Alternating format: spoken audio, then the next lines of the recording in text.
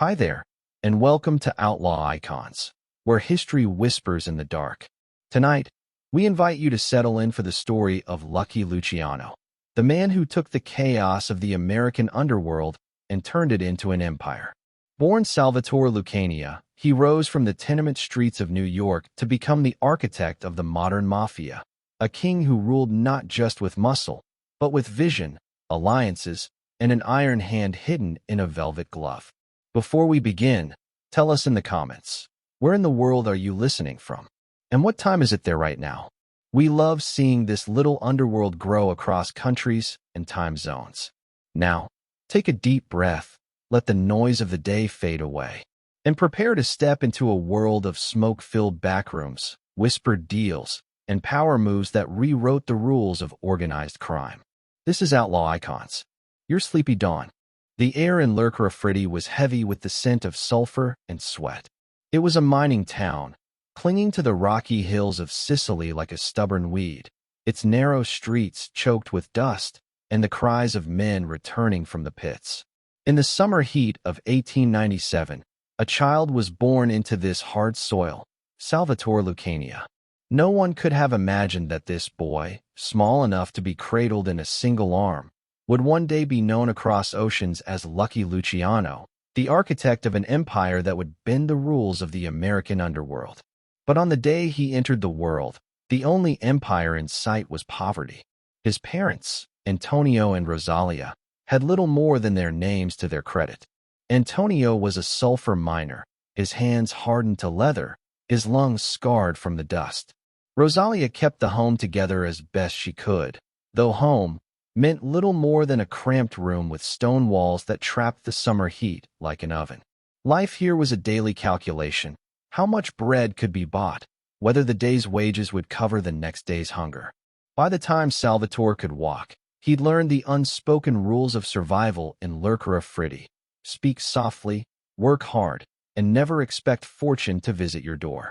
The town was caught between tradition and desperation, its people bound by centuries-old customs, yet willing to gamble everything for a better life.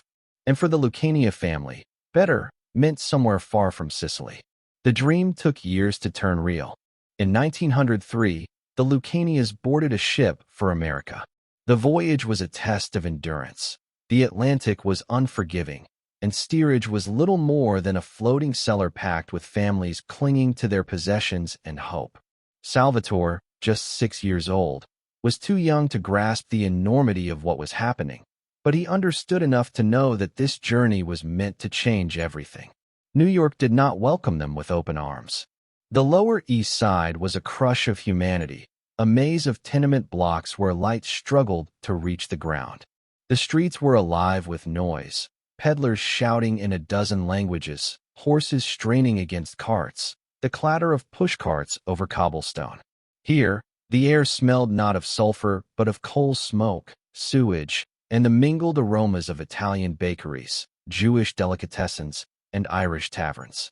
For an immigrant child, it was both wonder and chaos.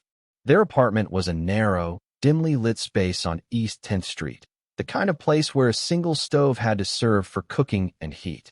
Rent devoured most of Antonio's earnings as a hat maker, and Rosalia took in sewing to keep food on the table. Every inch of the neighborhood was crowded, and privacy was a luxury no one could afford. Families spilled into the hallways, arguments drifted through thin walls, and the stairwells carried the sound of crying babies and drunken laughter long into the night. For a boy like Salvatore, the streets became the real classroom. School was compulsory, but the lessons that mattered were learned after the bell rang. On the corners, older boys lounged like sentinels, watching who came and went. The pushcart markets were guarded by unwritten rules: where to set up, who to pay for protection. It was a system as rigid as any in Sicily, except here it was policed not by the state, but by the neighborhood's own enforcers. Salvatore was quick to understand the hierarchy. At the bottom were the errand boys, kids who ran messages, delivered packages, or simply kept watch for the older toughs. Above them were the street gangs, each claiming a few blocks as their own, and above them still, the figures who didn't need to raise their voices to command respect. Men in tailored suits who never seemed to work, yet were always flush with cash. To a child from Lercarafritti, they were proof that there was another way to live. It wasn't long before Salvatore started running small errands for pennies. Sometimes it was carrying a bundle for a shopkeeper. Other times it was delivering an envelope that needed to get across town quickly and without questions. The work was simple, but it came with lessons: when to look someone in the eye, when to keep your head down, and when to make sure you were seen. The Lower East Side in the early 1900s was a melting pot, but not in the harmonious sense. Italians, Jews, Irish, and others lived side by side, yet each group stuck close to its own, bound together by language and loyalty. Tensions simmered, and a wrong look or a careless word could spark a fight.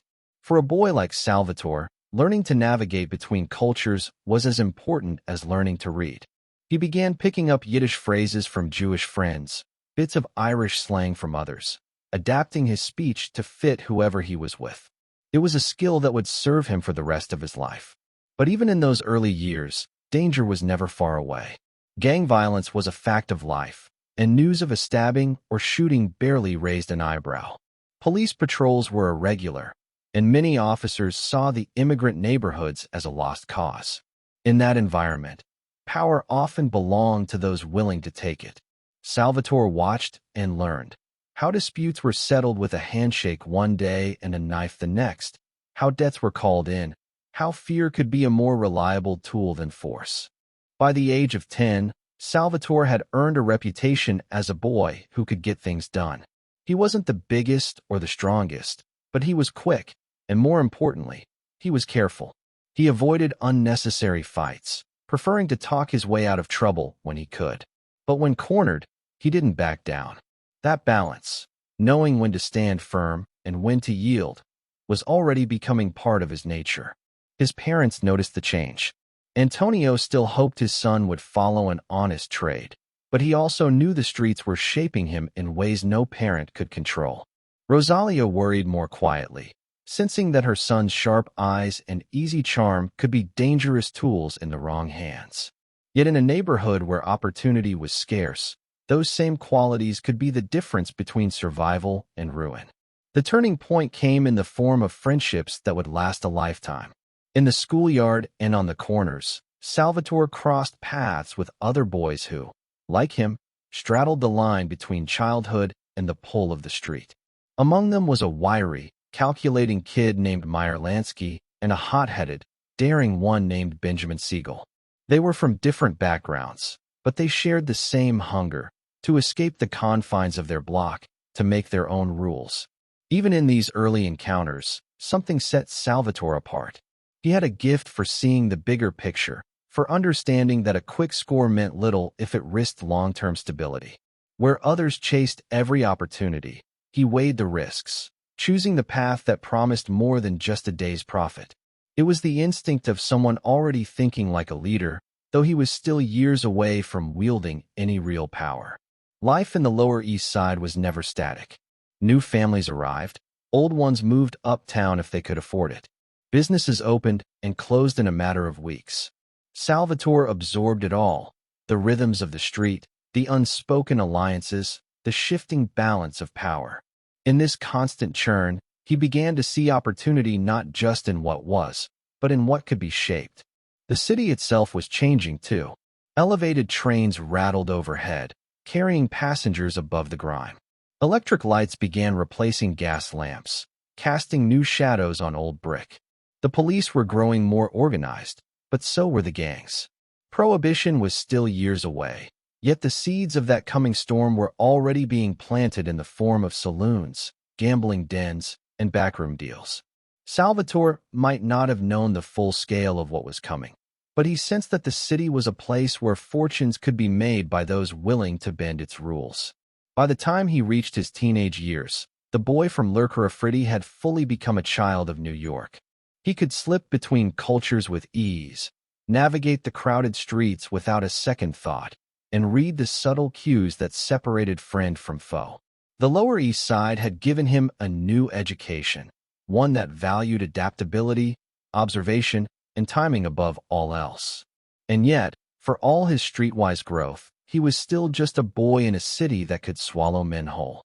There were older figures watching, noticing his potential, weighing whether he could be useful to them.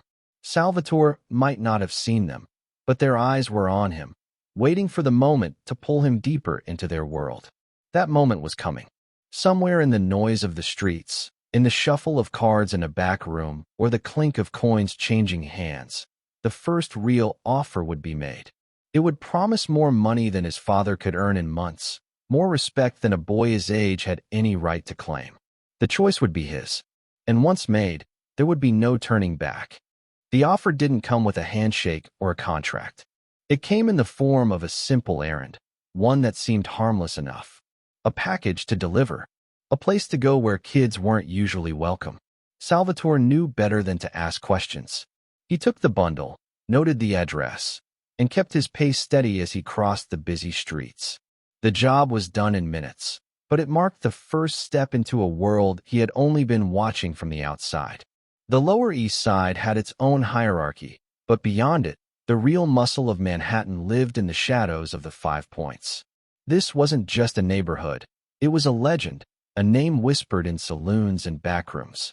Once notorious for its lawless gangs in the mid-19th century, by the early 1900s it had evolved into something more organized, more dangerous.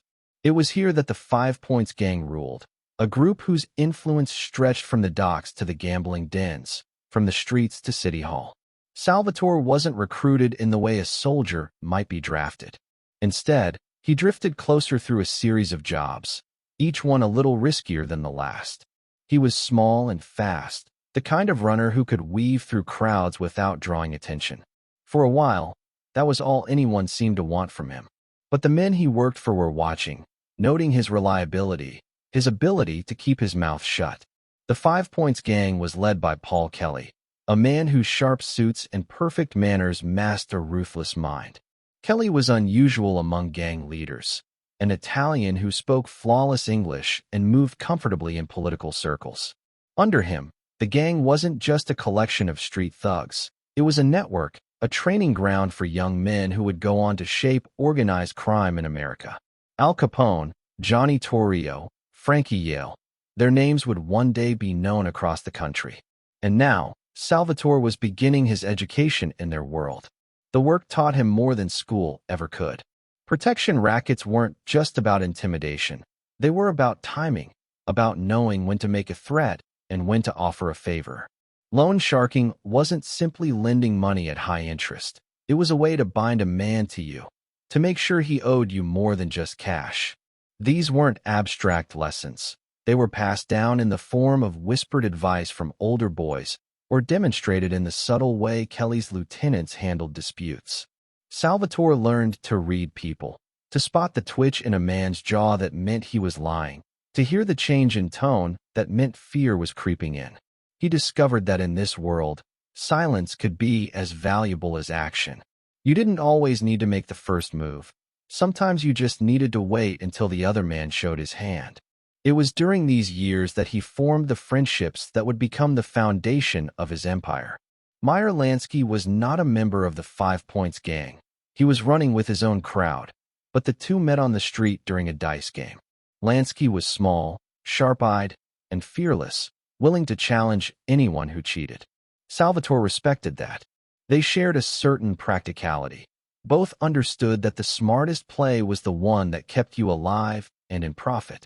Benjamin Bugsy Siegel was different, reckless, hot-blooded, the kind of kid who'd throw himself into a fight without counting the odds. Salvatore liked him for his loyalty, if not always for his judgment. Together, the three of them began to imagine a future that reached far beyond their blocks. They weren't thinking about ruling New York yet, but they were thinking about how to move up, how to control more than just a street corner. The 5 Points gang wasn't a charity, and loyalty had to be proven. Salvatore found himself running collections, knocking on doors, reminding debtors of what they owed, and making sure the payments found their way to the right hands. Sometimes it meant standing silent while another man made the threat. Sometimes it meant making it himself. He learned that violence was a tool, but an expensive one. Use it too often, and you invited heat from the police or sparked a feud you couldn't control. Speaking of police, the relationship between the gang and law enforcement was complicated. Bribes could make problems disappear, but only if they were delivered to the right hands. Some officers were on the payroll, others simply looked the other way out of self-preservation. Salvatore absorbed the unspoken truth. Real power came from controlling both the streets and the people tasked with policing them. His parents still believed he was working odd jobs. Antonio saw the new clothes, the little extra money, and assumed his son had found work in a shop. Rosalia asked fewer questions, perhaps suspecting more than she let on. In immigrant families, as long as the boy came home in one piece and kept the family out of trouble, the details often went unspoken. The gang world came with its own code, one that prized loyalty above all else. Betrayal was unforgivable, and loose talk could get you killed. Salvatore kept his circle small, his trust even smaller. He watched others rise and fall, noting who got ahead and who vanished after a bad move. He saw that survival was about more than muscle. It was about making yourself indispensable to the right people. In time, the errands became more sophisticated. He was sent to deliver messages that weren't written down, the kind that carried more weight because they were spoken in person. He was told to scout locations, to keep an eye on who came and went, to report patterns. This was the groundwork of intelligence, knowing what was happening before anyone else did. By 15, he wasn't just a street kid anymore. He was an apprentice in an unspoken craft.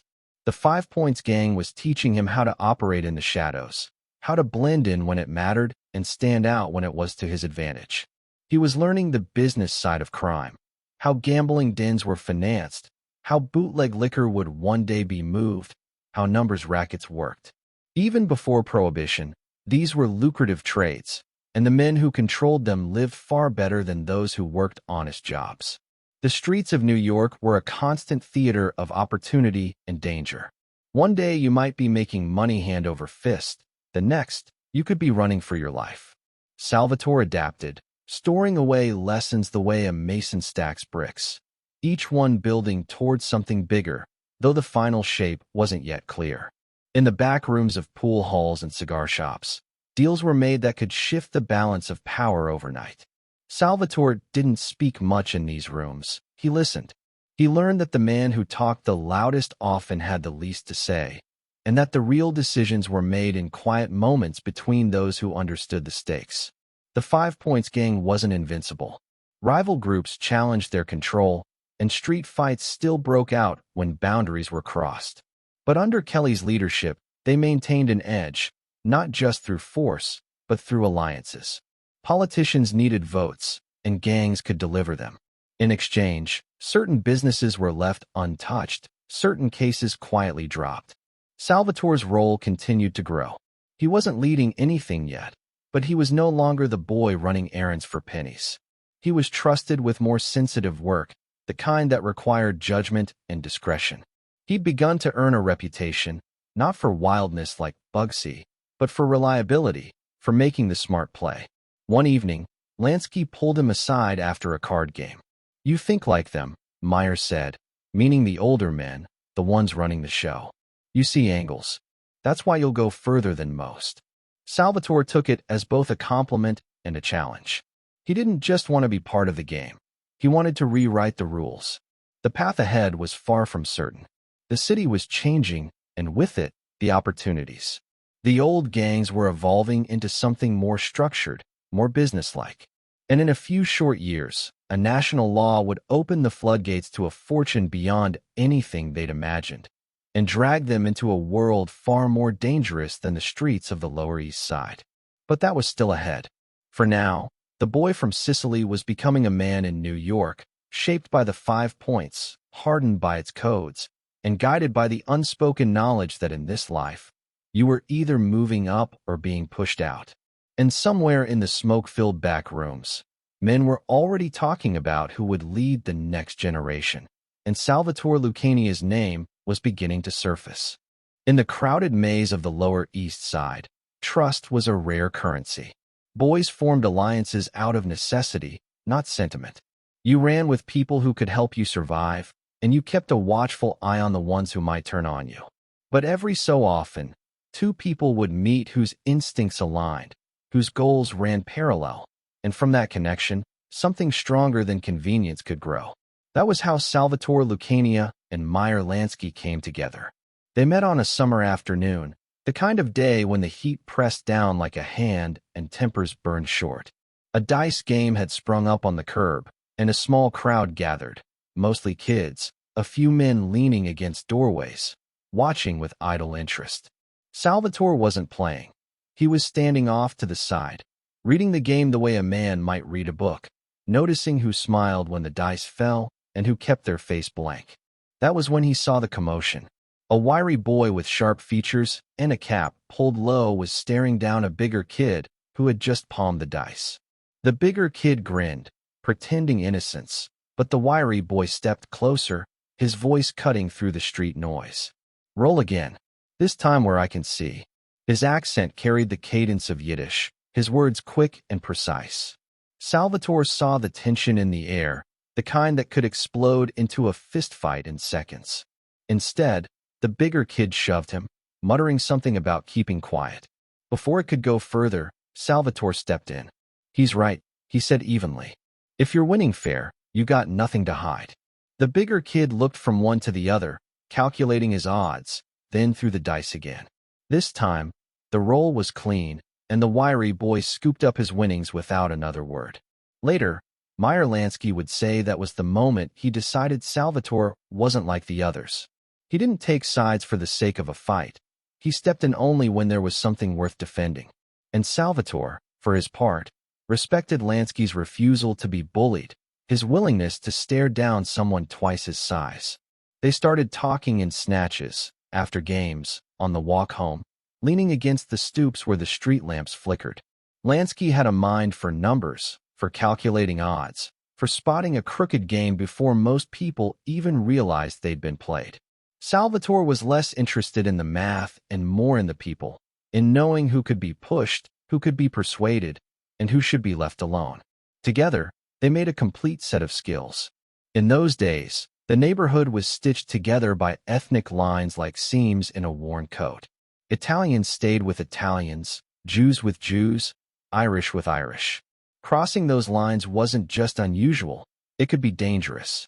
But Salvatore and Meyer treated those boundaries as obstacles to be navigated, not walls to be obeyed. They both understood that loyalty mattered more than heritage, and that money had no language beyond numbers. Their early schemes were small, the kind of hustles that barely registered on the radar of the older gangs. They'd run dice games where the odds were in their favor, play cards with men who underestimated them, arrange insurance for pushcart vendors worried about vandalism. Sometimes they lost, sometimes they won big, but every time they learned about each other, about the street, about the unspoken rules that governed their world. One of those rules was knowing when to disappear. Trouble had a way of arriving without warning. A police raid, a rival crew, a debt gone bad. Salvatore had an instinct for slipping away before things turned ugly, and Meyer trusted him enough to follow without question. In turn, Salvatore came to rely on Meyer's ability to spot a setup before it happened, to read the angles in a way that was almost mathematical. The more time they spent together, the more they realized that their ambitions were larger than the scraps they were being thrown. They'd watch the older men, the ones who owned the gambling dens, who spoke in low voices in the back rooms, who had politicians in their pockets, and they'd talk about what they'd do differently if they ever reached that level. They didn't just want to be part of the machine. They wanted to be the ones oiling its gears. Bugsy Siegel entered the picture as the unpredictable third element. Where Salvatore and Meyer were calculated, Siegel was pure motion, quick to anger, quicker to act. At first, Meyer thought he was trouble they didn't need. But Salvatore saw potential in his fearlessness. With Siegel, they had muscle to match their brains, someone who could intimidate without negotiation when the situation called for it. The balance between them was imperfect but effective. Meyer the strategist, Salvatore the diplomat, Siegel the enforcer. Together, they began moving into more profitable territory. They'd stake out games run by older crews, not to rob them, but to learn how they operated. They'd shadow men who collected payments, noting which shops paid promptly and which needed reminders. They'd even trail politicians on campaign stops, curious about why certain neighborhoods turned out in force while others stayed home. To them, it was all part of the same puzzle: power, influence, money. Salvatore and Meyer's friendship deepened in quiet ways. They'd talk about their families, about the pressure to make something of themselves in a city that didn't care if they drowned in its streets. Meyer admitted he wanted to make enough money to bring his relatives out of hardship. Salvatore spoke less about his dreams, but when he did, they were big. Not just wealth, but control, the kind that couldn't be taken away by a bad hand of cards or a missed opportunity. They both understood that trust was a fragile thing in their world. Deals could sour overnight. Allies could turn enemy for the price of a favor. But between them, the bond held. When one made money, the other did too. When one took a risk, the other was in on it. And when trouble came, as it always did, they faced it together. It was this unity, this refusal to let ethnic lines dictate loyalty, that set them apart. Older gangsters noticed. Some saw it as a weakness, a break from tradition. Others saw it as a sign of the future. In time, it would become the foundation of something much larger, an alliance that would shape the entire structure of organized crime in America. But for now, it was just two boys walking side by side down streets that belonged to no one and everyone at once. One night, after a long game that had left them both ahead, they sat on the edge of a pier, looking out at the dark water. The city skyline glimmered in the distance, the lights reflecting in the ripples. One day, Meyer said quietly, "We'll have more than this." Salvatore didn't answer right away. He was watching a tugboat move slowly upriver, pulling a barge loaded with goods. The barge went where the tug led, no questions asked. Finally, he nodded. One day, he agreed. But we won't just have more. We'll have it all. Neither of them knew exactly what all meant yet, but they both knew it wasn't here, not on the pier, not in the scraps they were hustling for. It was out there, in the parts of the city where the real deals were made, where fortunes changed hands in whispered agreements. And they intended to find their way there, together. In the years to come, their partnership would be tested by law, by rivals, by ambition itself. But in that moment, they were united in purpose, two young men from different worlds who had decided that the only lines worth following were the ones they drew themselves. The city was changing, and so were they. And somewhere, in the smoke and noise of New York's underbelly, the first threads of an empire were being woven, threads that would bind them to each other, and to a future both dangerous and irresistible. The first snow of 1920 crept in like an uninvited guest, settling on rooftops and turning the gutters to slush. On the streets, men in heavy coats hurried past shop windows where signs still advertised whiskey and wine, remnants of a world that had just been declared illegal overnight. The 18th Amendment had come into effect, and with it, prohibition. America had decided to outlaw alcohol. But in the back rooms of saloons, in the tenement kitchens where beer still fermented in hidden barrels, another truth was already clear. The country hadn't lost its thirst. For Salvatore Lucania, now going by the more Americanized Charlie, this was not a moral issue. It was an opportunity, a tidal wave of opportunity. The law had created a gap, and gaps in this city were meant to be filled. He wasn't the only one who saw it that way. Every hustler, gambler, and street operator understood that where there was demand, there was profit. But not everyone understood what Luciano did, that the real money wasn't in running a few bottles across town. It was in building a system that could keep the flow constant, protected, and untouchable. Bootlegging wasn't new. People had been smuggling liquor into dry counties for decades. But Prohibition turned it from a side hustle into a nationwide industry. Ships loaded with Canadian whiskey waited just beyond U.S. waters. Distilleries and hidden warehouses kept their stills running day and night. Trucks disguised as bakery vans rolled through the city with kegs hidden under flour sacks. The market was instant, massive, and eager to pay. Luciano's entry into the trade was deliberate. He didn't rush to set up his own still or hijack shipments like the smaller crews did. Instead, He positioned himself as a broker, the man who could connect the people who had the product with those who could move it safely. He already had connections on both sides of the city's ethnic divide. Italians who controlled smuggling routes through the docks, Jewish crews who had contacts in speakeasies and nightclubs. Bringing them together wasn't just good business. It was revolutionary in a world where old grudges often cost fortunes. His partnership with Meyer Lansky paid immediate dividends. Lansky's network was tight, disciplined, and well-organized. They could get liquor from Canada through upstate routes or from rum-running ships along the coast. Luciano brought in the muscle and logistics from Italian contacts, ensuring that shipments arrived intact and debts were collected without too much noise. And then there was Bugsy Siegel, whose knack for enforcement kept competitors cautious without the need for endless street wars. The speakeasy culture exploded. Hidden behind the fronts of soda shops, barber parlors, and even funeral homes, they were more than just drinking spots. They were the social heartbeat of the city. Politicians came to unwind, businessmen came to make deals, and entertainers came to perform. Luciano understood that supplying these places wasn't just about delivering bottles. It was about building relationships with the people who ran them. Those relationships would become insurance when trouble came knocking. The profits were staggering. A bottle that cost a few dollars before Prohibition could now fetch 10 times that amount, sometimes more. But the real value was in volume. Luciano's operation wasn't about the occasional big score. It was about consistency. If a club ordered 50 cases on a Thursday night, they got them, no excuses. That reliability made him indispensable, and in the underworld, indispensability was a kind of armor. With money came influence. Luciano and his partners began greasing palms, not just the usual beat cops, but higher up the ladder.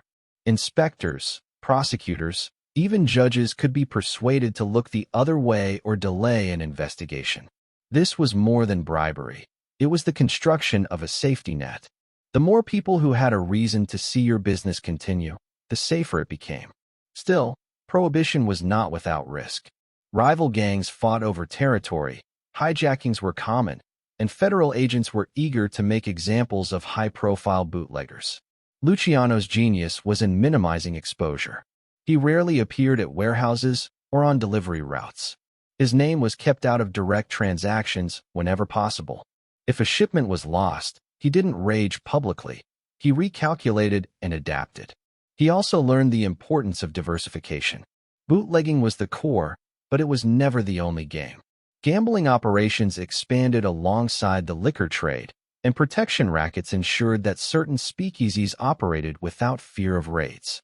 Luciano even dabbled in legitimate fronts, restaurants, trucking companies, import-export firms, both to launder profits and to give his operations a veneer of respectability. The sheer scale of the business began attracting attention from the older Mafia bosses, men like Giuseppe Joe the Boss Masseria. Masseria was powerful, traditional, and wary of Luciano's cross-ethnic alliances. To the old guard, the Mafia was an Italian institution, and working closely with Jewish mobsters was almost heresy. But Luciano saw beyond tradition. In his mind, money didn't care about heritage, and efficiency didn't need old grudges weighing it down. This difference in philosophy would shape the next chapter of his career and nearly cost him his life. For now, though, the Prohibition years were his proving ground. He had turned a national ban into a personal fortune and built a network that could move goods from the docks to the barstools without missing a beat. By the mid-20s, Luciano's reputation was solid. He wasn't just another bootlegger. He was a strategist, a man who could turn chaos into order. His friends and allies saw it. So did his enemies. And as Prohibition rolled on, it became clear that the liquor trade was only the beginning. Somewhere in the crowded streets of New York, deals were being made that would redraw the map of the underworld. And when those maps were drawn, Luciano intended to hold the pen. By the time the decade reached its midpoint, Charlie Luciano's name carried weight in both the Italian and Jewish underworlds. He had money, connections, and the kind of steady nerve that made people listen when he spoke. But in the old Italian order, no matter how much you'd earned, you were either under someone or you were against them. And in New York, the someone was Giuseppe Masseria, Joe the Boss. Masseria was the kind of man who filled a room before he even walked in. Broad-shouldered, heavy-set, with sharp eyes that could turn flat in an instant, he ran his empire with a mix of charm and menace. To the press, he was a mystery, a successful businessman, with suspected ties to organized crime. To those who knew better, he was the head of one of the city's most powerful mafia factions, the man who controlled gambling dens, extortion rackets, and protection operations from Little Italy to the Brooklyn docks. For Luciano, aligning with Masseria wasn't a choice so much as a survival tactic. You didn't operate at his scale without the boss noticing, and Masseria noticed. The man had a knack for sizing people up quickly, and he saw in Luciano a blend of ambition and practicality that could be useful. Their first meeting was formal, almost ceremonial. Masseria sat at the head of a long table in a Mulberry Street backroom, his lieutenants flanking him like silent statues. He asked few questions, preferring to let others do the talking. But when Luciano spoke, Joe leaned forward, listening closely. Working under Masseria meant playing a dangerous game. The old man demanded loyalty above all else, but his definition of loyalty meant obedience, not ideas. He had little interest in Luciano's partnerships with Jewish gangsters like Meyer Lansky and Bugsy Siegel. To Masseria, such alliances were a sign of weakness, an unnecessary crossing of lines that had kept the Italians in power. Luciano didn't argue. He knew when to bite his tongue. But privately, he saw Masseria's approach as outdated, too narrow for the modern underworld. Still, Luciano understood the value of positioning himself close to the boss. He became one of Masseria's trusted lieutenants, handling sensitive jobs that required both discretion and results. If a bookmaker fell behind on payments, Luciano made sure the money was collected without causing waves. If a rival crew pushed too far into Masseria's territory, Luciano organized a response that was swift but calculated, enough to make a point, but not enough to ignite a full-scale war. This blend of diplomacy and force made him indispensable. While some of Masseria's men thrived on intimidation alone, Luciano built relationships. He'd share a drink with a club owner after collecting his cut, or discreetly warn a rival to back off before things turned violent. These small gestures earned him a network of contacts who trusted him more than they feared him, a rare currency in a world built on fear. But there was tension beneath the surface. Masseria's leadership style was rigid, rooted in the old Sicilian ways. Decisions flowed from the top down, and questioning them was dangerous. Luciano saw opportunities that the old man ignored, chances to expand operations through cooperation with other ethnic gangs, to streamline the bootlegging routes, to cut costs and increase profits by pooling resources. Masseria dismissed these ideas outright. "We take care of our own," he would say, as if repeating it could make it true in a city that was growing more interconnected by the day. The boss's mistrust of outsiders extended to his own men. He kept them close, but not too close. Assignments were often split between crews so that no single lieutenant could claim too much control. This constant balancing act bred suspicion, and Luciano could feel the eyes on him whenever he left Masseria's side. The older lieutenants, steeped in tradition, saw him as a risk, a young man with modern ideas who might not stay in his lane. Luciano navigated this atmosphere with care. He never openly defied Masseria, but he didn't sever his ties with Lansky, Siegel, and the others. Instead, he kept those relationships quiet, using them to gather information, arrange deals, and move goods that Masseria didn't even know he was touching. It was a delicate balance, serving the boss while building a parallel network that could survive without him. The work under Masseria also meant exposure to the darker side of leadership. When disputes couldn't be settled with words, Luciano saw firsthand how quickly the knife or the gun could become the final arbiter. He learned how to manage these moments, when to be present, when to vanish, when to let someone else's hands get dirty. It wasn't about cowardice, it was about survival. And yet, for all his skill, Luciano knew he was working under a man whose vision stopped at the edges of his own territory. Prohibition had turned the underworld into a national enterprise. While Masseria was focused on protecting his turf in New York, other bosses were thinking bigger, moving liquor across state lines, forming alliances in Chicago, Philadelphia, and beyond. Luciano could see that the future belonged to those who could think past city blocks. The tension came to a head in small ways. Orders that made no strategic sense. Opportunities turned down because they involved outsiders. Meetings where Masseria's word was final even when it was flawed. Luciano swallowed his frustration, but inside, the gap between his ambitions and his boss's vision widened. It was during this period that whispers began about the Castellammarese, Sicilian immigrants led by Salvatore Maranzano, who had their own designs on New York's rackets. Masseria viewed them as invaders, a threat to be crushed. Luciano saw something else, an inevitable collision between two men cut from the same old cloth.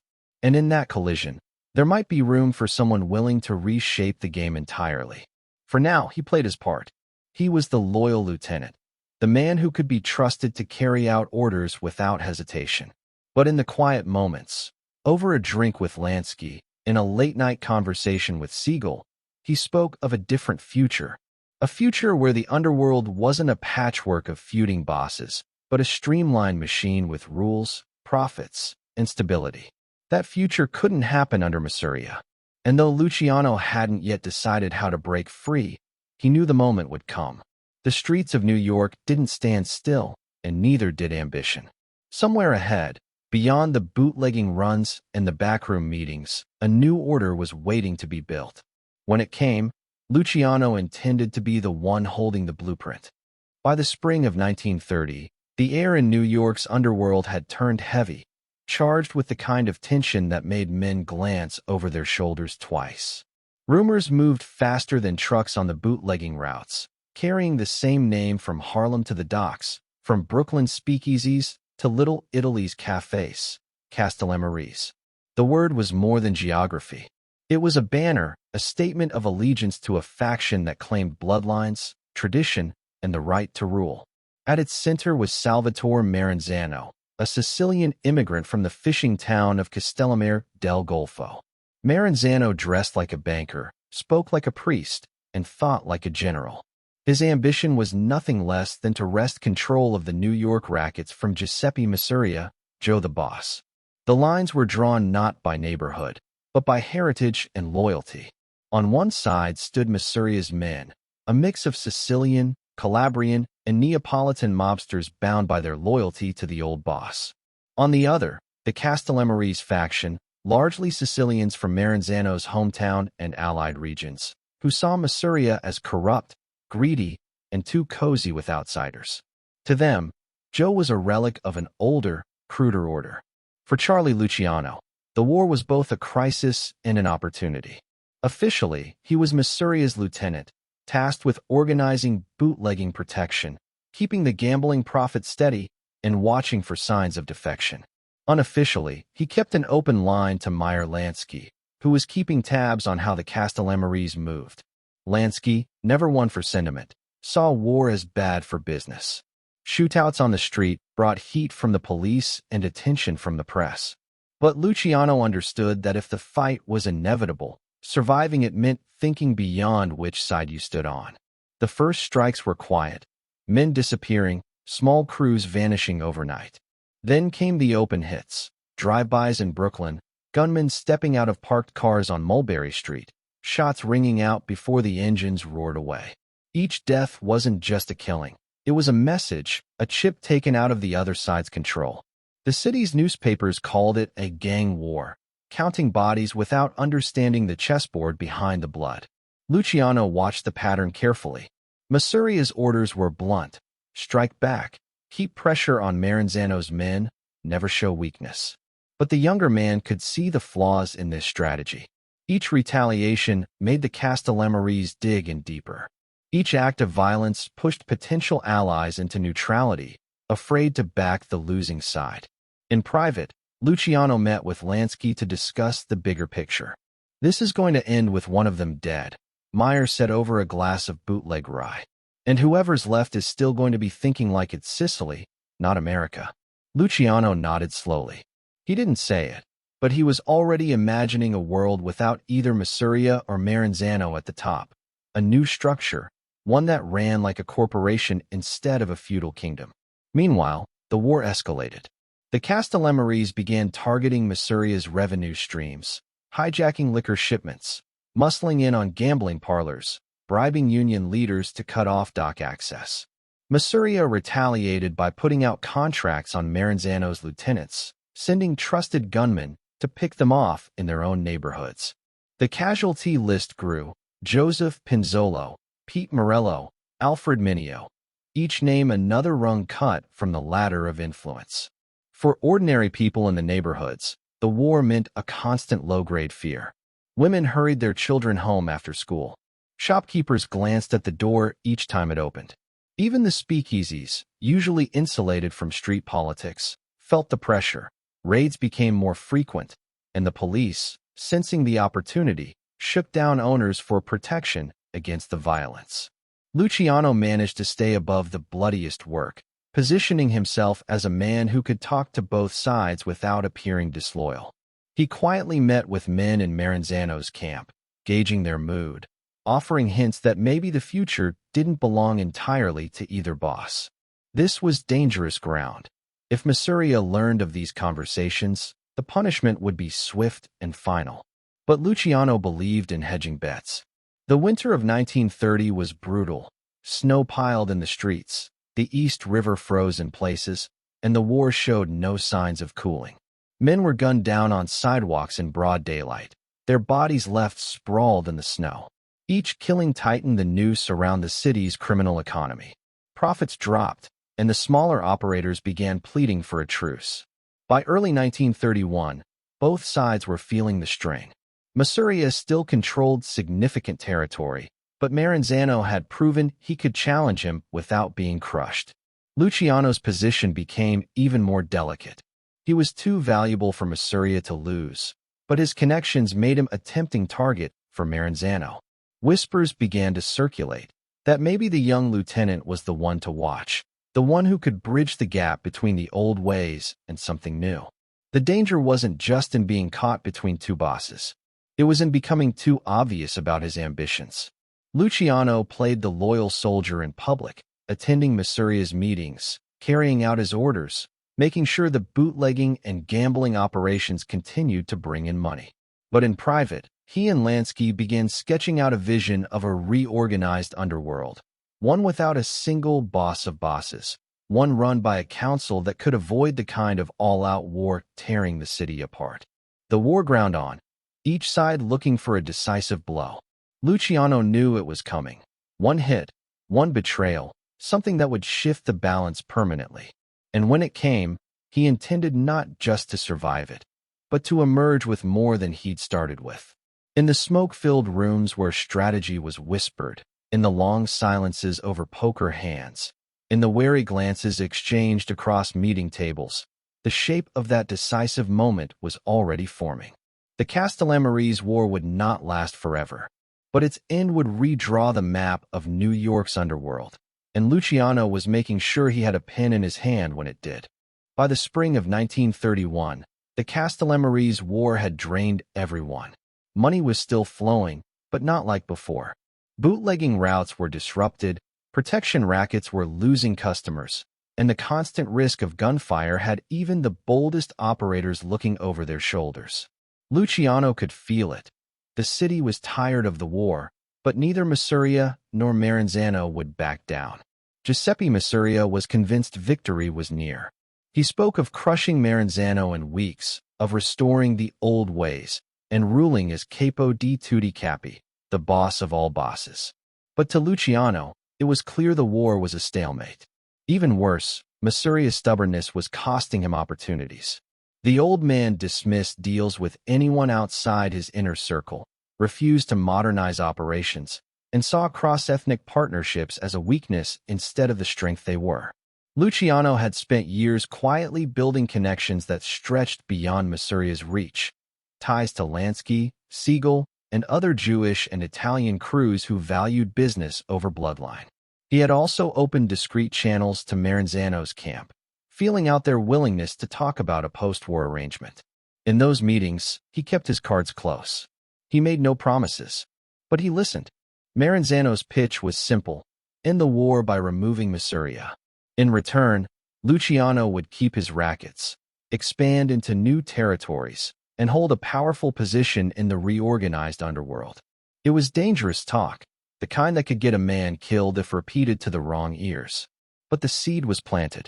Luciano knew betraying Masseria would be the riskiest move of his life. Loyalty, at least in name, was everything in their world. But he also knew that true survival in organized crime was about adaptation, and Masseria was a man unwilling to adapt. In Luciano's eyes, sticking with him meant going down with a sinking ship. The decision didn't happen overnight. It came in pieces: another shipment hijacked because of poor coordination, another opportunity lost because Masseria refused to work with a Jewish partner, another whispered complaint from a lieutenant tired of the bloodshed. Each moment added weight to the scale. By early April, Luciano had made up his mind. The question was how to do it without becoming the next name on a hit list. The answer was in timing and theater. Masseria loved Coney Island. He enjoyed the card games, the food, the air of control he had over the men who joined him there. If Luciano could get him relaxed, surrounded by friends, the rest could be handled cleanly. He reached out to men he trusted to play their parts: Benjamin, Bugsy Siegel, Albert Anastasia, Vito Genovese. They were soldiers and enforcers who understood the stakes. This wasn't just about killing a boss. It was about reshaping the entire structure of organized crime in New York. Every man involved knew that if they failed, there would be no second chance. On April 15, 1931, the plan went into motion. Luciano invited Masseria to lunch at Nuova Villa Tomorrow, a modest but discreet restaurant on Coney Island. It was a warm day for early spring, the kind where the ocean breeze carried the scent of salt and fried clams. Luciano arrived with Masseria, sat with him at a corner table, and made small talk over cards and wine. The conversation was casual: business updates, a few jokes, a shared plate of linguine.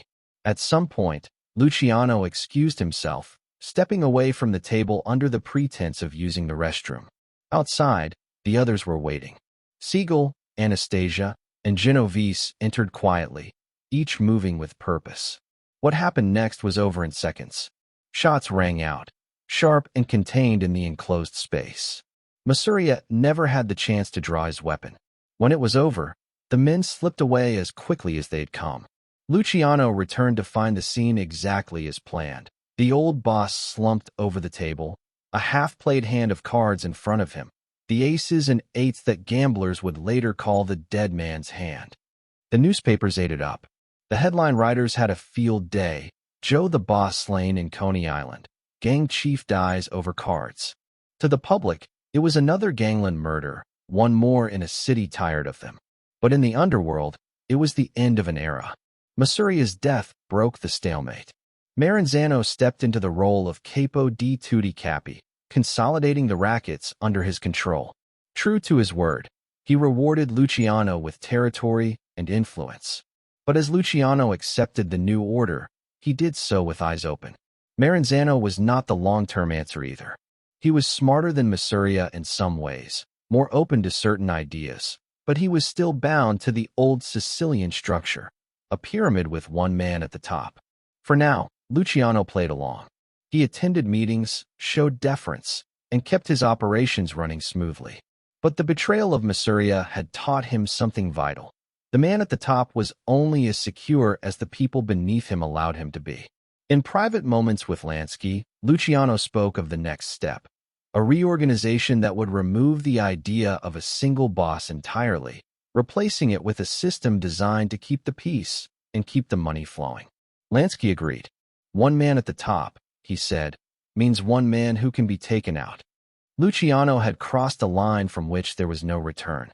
He had betrayed the man who had brought him into the highest circles of power, and in doing so, he had proven that his loyalty was to the future he envisioned, not the traditions of the past. The risk had paid off, for now. But in the underworld, power was never a finished game. There was always another move to make, another opponent to outthink. And somewhere, In the polished offices and smoke-filled backrooms of New York, Salvatore Maranzano was already watching his ambitious new ally, wondering how long it would be before the same fate awaited him. Maranzano's reign began with ceremony, the kind that felt almost ancient. He summoned New York's mob leaders to meetings that played more like coronations than strategy sessions. At the head of the table sat Salvatore Maranzano, the capo di tutti capi, boss of all bosses. He spoke softly, but every word was weighted with finality. The old traditions were back in force. Maranzano reorganized the city's rackets into what would later be called the Five Families, each with its own territory, each paying tribute to him. He dressed the role, too, tailored suits, gold watch, an air of untouchable authority. To the outside world, he was a businessman. To the men in those rooms, he was a general. For Luciano, the arrangement was tolerable at first. His position was secure, his operations protected, and Maranzano seemed more open-minded than Masseria. But cracks appeared quickly. The new boss was obsessed with structure, with reminding everyone of his authority. He spoke often of Roman history, likening himself to Julius Caesar and his lieutenants to obedient centurions. And like Caesar, he seemed to see betrayal everywhere. Within weeks, Maranzano began purging men he deemed untrustworthy, often without solid cause. Whispers spread that he planned to replace younger leaders like Luciano with older, more reliable Sicilian-born men. His mistrust of non-Sicilians was even stronger than Masseria's, and Luciano's long-standing partnerships with Lansky, Siegel, and other Jewish associates were a constant source of friction. What Luciano saw was the same problem he had faced under Masseria: a single man at the top, making decisions based on ego and tradition rather than business. But Maranzano was more dangerous in one critical way. He understood Luciano's potential, and he feared it. By late summer of 1931, Luciano learned through his own network that Maranzano had quietly ordered his assassination. The hit was to come within days. The information came from a source close to both camps, someone who owed Luciano a favor and repaid it with a warning. Maranzano had brought in out-of-town killers, thinking unfamiliar faces would avoid suspicion. But the plan leaked before it could be set in motion. Luciano didn't hesitate. If Maranzano was moving against him, the only play was to strike first. The problem was getting close. Maranzano was careful. Meetings in his Park Avenue office were guarded, his movements unpredictable. Luciano and Lansky devised a plan that would use Maranzano's own paranoia against him. They would pose their hitmen as federal agents conducting a raid. In the confusion, they would be ushered straight to the boss. For the job, they turned to trusted enforcers, including Bugsy Siegel, who relished the danger, and other gunmen loyal to Luciano. The chosen day was September 10, 1931. Maranzano had summoned Luciano for a meeting at his office, located in the Delmonico building on Park Avenue. Luciano made an excuse to delay his arrival. In his place, the agents would show up first.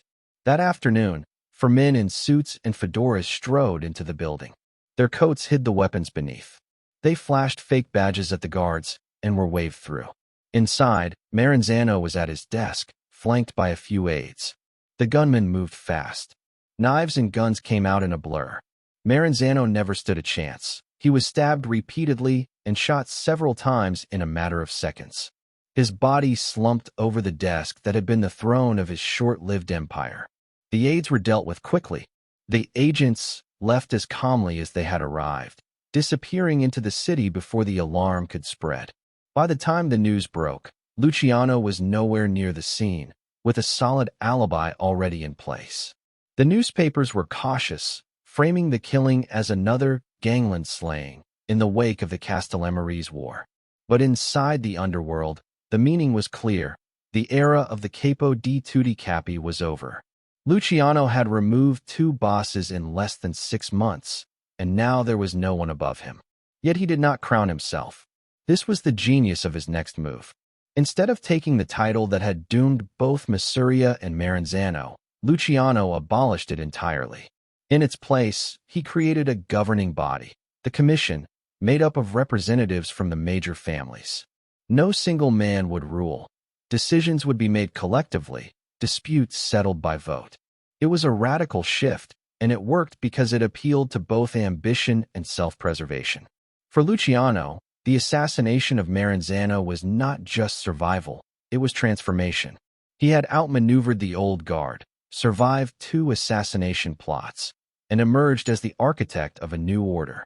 The rules had changed, and he had written them.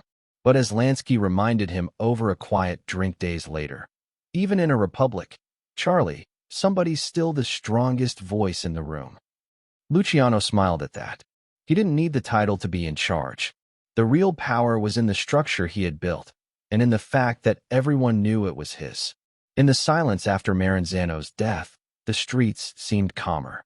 The war was over, but in the back rooms and alleys, the wheels of business began turning faster than ever. Prohibition still reigned, money still flowed, and the new commission would ensure it kept flowing with fewer interruptions.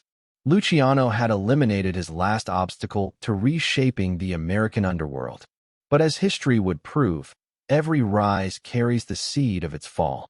And in the shadows, law enforcement was beginning to watch the young boss more closely, waiting for their own moment to strike. In the weeks after Maranzano's death, the streets of New York carried a strange quiet, the kind that follows a storm. The gunfire had stopped, the obituaries had been written, and for the first time in years, the underworld wasn't bracing for the next hit. But beneath that surface calm, the real work was just beginning. Charlie Luciano had no intention of becoming Capo di Tutti Capi. That title had been a curse for both Masseria and Maranzano, a target painted on the forehead of whoever claimed it. One man at the top meant one man to challenge, one man to kill. Luciano's vision was different. He wanted something that could outlast any single leader, an organization that functioned like a business, not a medieval kingdom. The idea had been forming in his mind for years, sharpened during his alliances with Lansky, Siegel, and other forward-thinking gangsters. Now, with the old guard gone, he had the freedom to build it. He called it the Commission. The structure was deceptively simple. The Mafia in New York would be divided into 5 major families. Luciano's own, led directly by him. The Mangano family in Brooklyn, the Bonanno family, the Prophesy family, and the Gagliano family in the Bronx. Each family would control its own rackets, gambling, loan sharking, labor unions, bootlegging, without interference from the others. Disputes would be settled by a meeting of the bosses, not by bullets. The commission itself would include not just the heads of the New York families, but representatives from powerful syndicates in Chicago, Buffalo, Cleveland, and other key cities. Al Capone's Chicago outfit, now under Frank Nitti, would have a seat. So would Stefano Megadino from Buffalo, and other regional bosses who controlled vital routes and territories. This wasn't a New York council. It was a national board of directors for organized crime. Luciano's pitch was practical, almost corporate. We keep the peace, we keep the money coming. No more wars over scraps. We settle it like businessmen. It was a language that appealed to ambition while soothing the fears of those still shaken from the Castellammarese War. No one wanted another year of blood in the streets. The first official meeting of the commission took place in late 1931 at a discreet location away from the eyes of law enforcement. The bosses arrived cautiously, each bringing trusted bodyguards who waited outside, while the leaders gathered in a smoke-filled back room. Luciano spoke plainly. There would be no boss of bosses. Each family would be sovereign in its own affairs, but bound by the agreements of the commission. Violations would be met not with unilateral revenge, but with collective action. It was a revolutionary shift, and not everyone embraced it immediately. Some saw it as diluting their power. Others feared that sitting at the same table as rivals would invite betrayal. But Luciano's calm authority, and the unspoken reminder of what had happened to those who tried to rule alone, carried the day. The commission was approved. With the system in place, Luciano began standardizing operations. Territory lines were clarified, avoiding overlapping claims that led to conflict. Profits from shared ventures, like bootlegging networks that crossed multiple territories, were divided according to agreed-upon percentages. Even contract killings were now subject to commission approval if they involved a figure of rank. a safeguard against impulsive feuds spiraling out of control.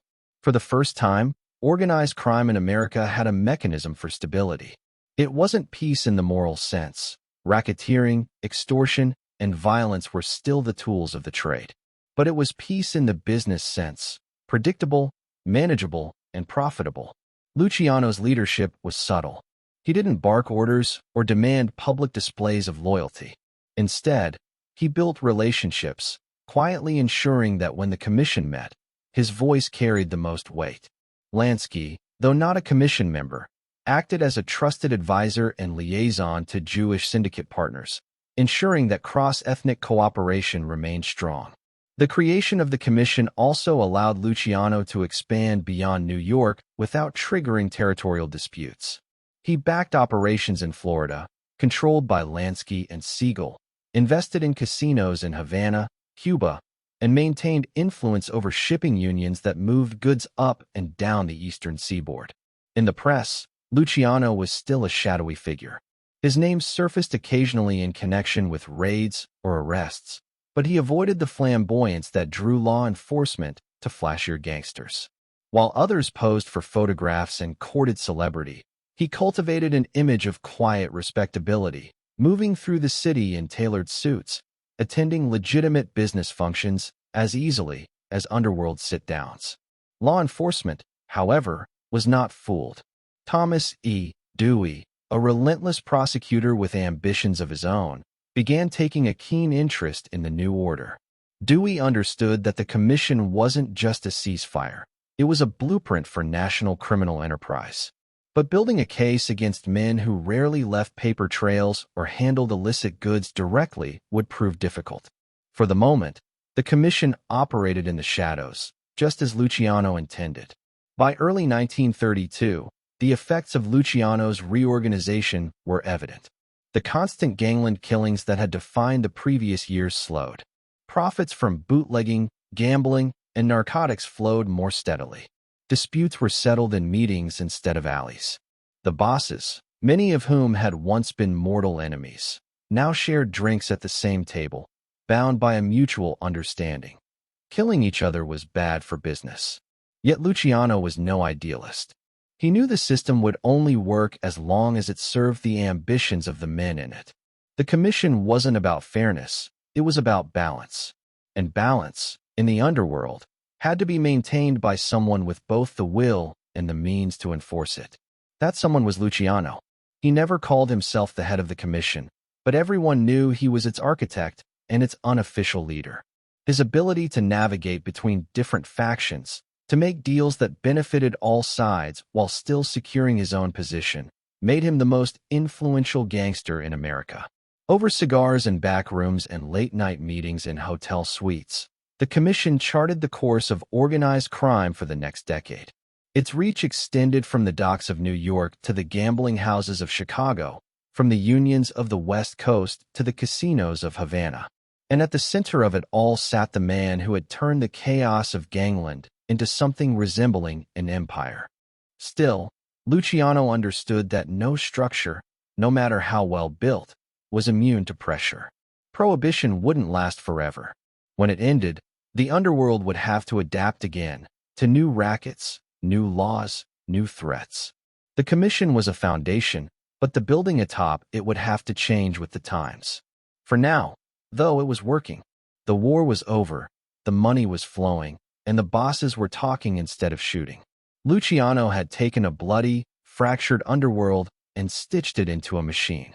It was his greatest act of creation, and, as the years ahead would show, the very thing that would one day draw the full weight of law enforcement down upon him. By the time the smoke of the Castellammare's war had fully cleared, New York's underworld was no longer a battlefield. It was a marketplace, and Charlie Luciano was its most influential broker. The commission was the scaffolding, but the empire he was now building was the structure itself, rising block by block across the city and far beyond. Luciano knew that survival in organized crime wasn't just about territory. It was about diversifying income streams, controlling the arteries of commerce, and embedding yourself so deeply into the city's life that removing you would cause as much harm to the legitimate as to the criminal. His approach was methodical, almost corporate. He didn't want to own every racket. He wanted a percentage of all of them. Labor unions were one of his first targets. On paper, unions protected workers, negotiated wages, and improved conditions. In reality, many were riddled with corruption, and Luciano saw them as the perfect tool. Through allies in the International Longshoremen's Association, he secured influence over the docks, the lifeblood of New York's shipping industry. Control of the docks meant control of goods, both legal and illegal. A shipment of whiskey could slip past customs just as easily as a shipment of stolen goods, as long as the right men were paid. From the docks, he expanded into the trucking industry, using union leverage to dictate who could move goods across the city. If a business wanted to avoid delays, it was better to work with Luciano's trucks. If they didn't, well, trucks had a way of breaking down at the worst times. It wasn't about brute force. It was about making cooperation the easiest choice. Gambling was another cornerstone. Luciano didn't just run backroom card games. He streamlined operations into organized networks. Bookmakers, policy rackets, and high-end gambling rooms in Manhattan hotels all paid into the system. He ensured games were well managed, the odds profitable, and most importantly, that law enforcement interference was minimal. Through carefully placed bribes, police raids could be timed to hit competitors rather than his own operations. Narcotics, while riskier, offered profits that dwarfed most other ventures. Heroin was the primary product, smuggled through European ports and funneled into New York streets. Luciano kept his own hands clean, insulating himself through layers of intermediaries. He didn't need to be seen near a shipment. He just needed to control the routes and the people running them. Prostitution was another lucrative, if volatile, enterprise. Luciano's vice network was massive, stretching across Manhattan and into Brooklyn. Brothels operated under the protection of his men, with a portion of earnings flowing upward. In an era when sex work was both illegal and in high demand, control over the trade meant steady cash. He organized it with the same efficiency he brought to bootlegging, establishing madams as managers, setting price structures, and ensuring payments were collected without chaos. Beyond New York, Luciano extended his reach into Florida through his alliances with Meyer Lansky. Florida offered two key advantages: proximity to Cuba and a booming tourist industry. Lansky, with his knack for clean operations and political connections, built gambling venues that served as both profit centers and laundering fronts. Luciano invested heavily, securing a pipeline between New York's capital and Florida's casinos. Cuba itself became a jewel in the empire. Its location made it a perfect hub for both gambling and narcotics trafficking. Luciano cultivated relationships with local officials and businessmen, ensuring that his ventures operated with minimal interference. Havana's casinos and nightclubs became playgrounds for American high rollers, with Luciano's syndicate taking a healthy cut of every dollar spent. Every expansion was built on alliances. Luciano didn't care if a partner was Italian, Jewish, or Irish, as long as they could deliver results. This was a break from the old Mafia code, and one of the reasons his network grew so quickly. In Chicago, he maintained ties with the outfit. In Cleveland and Buffalo, with syndicates that controlled key transport routes. Each connection was another strand in the web, binding cities together in a national network of organized crime. With expansion came wealth, and with wealth came influence. Politicians at every level, from local aldermen to state legislators, found campaign donations arriving from friends who asked for little more than discretion in return. Judges and prosecutors could be persuaded to delay trials, dismiss charges, or lose evidence. The police, already stretched thin, often found it easier and more profitable to look the other way. Luciano's public profile, however, remained low. He preferred private clubs to public events, quiet dinners to loud celebrations. When he did appear in photographs, it was often in a tailored suit, looking more like a Wall Street broker than a gangster. This image was deliberate. The less he resembled the violent stereotype, the harder it was for law enforcement to paint him as a threat. Inside the underworld, though, there was no doubt about who was in charge. Disputes that might once have ended in bloodshed were now brought to him for mediation. He didn't settle them with threats. He brokered deals that left both sides feeling they gained something. It was diplomacy backed by the unspoken understanding that crossing him would bring swift consequences. The empire wasn't without its dangers. Rivals resented his reach, and some old guard bosses still bristled at his partnerships with non-Italians. The narcotics trade drew increasing attention from federal authorities, and the prostitution business, while profitable, carried the constant risk of scandal.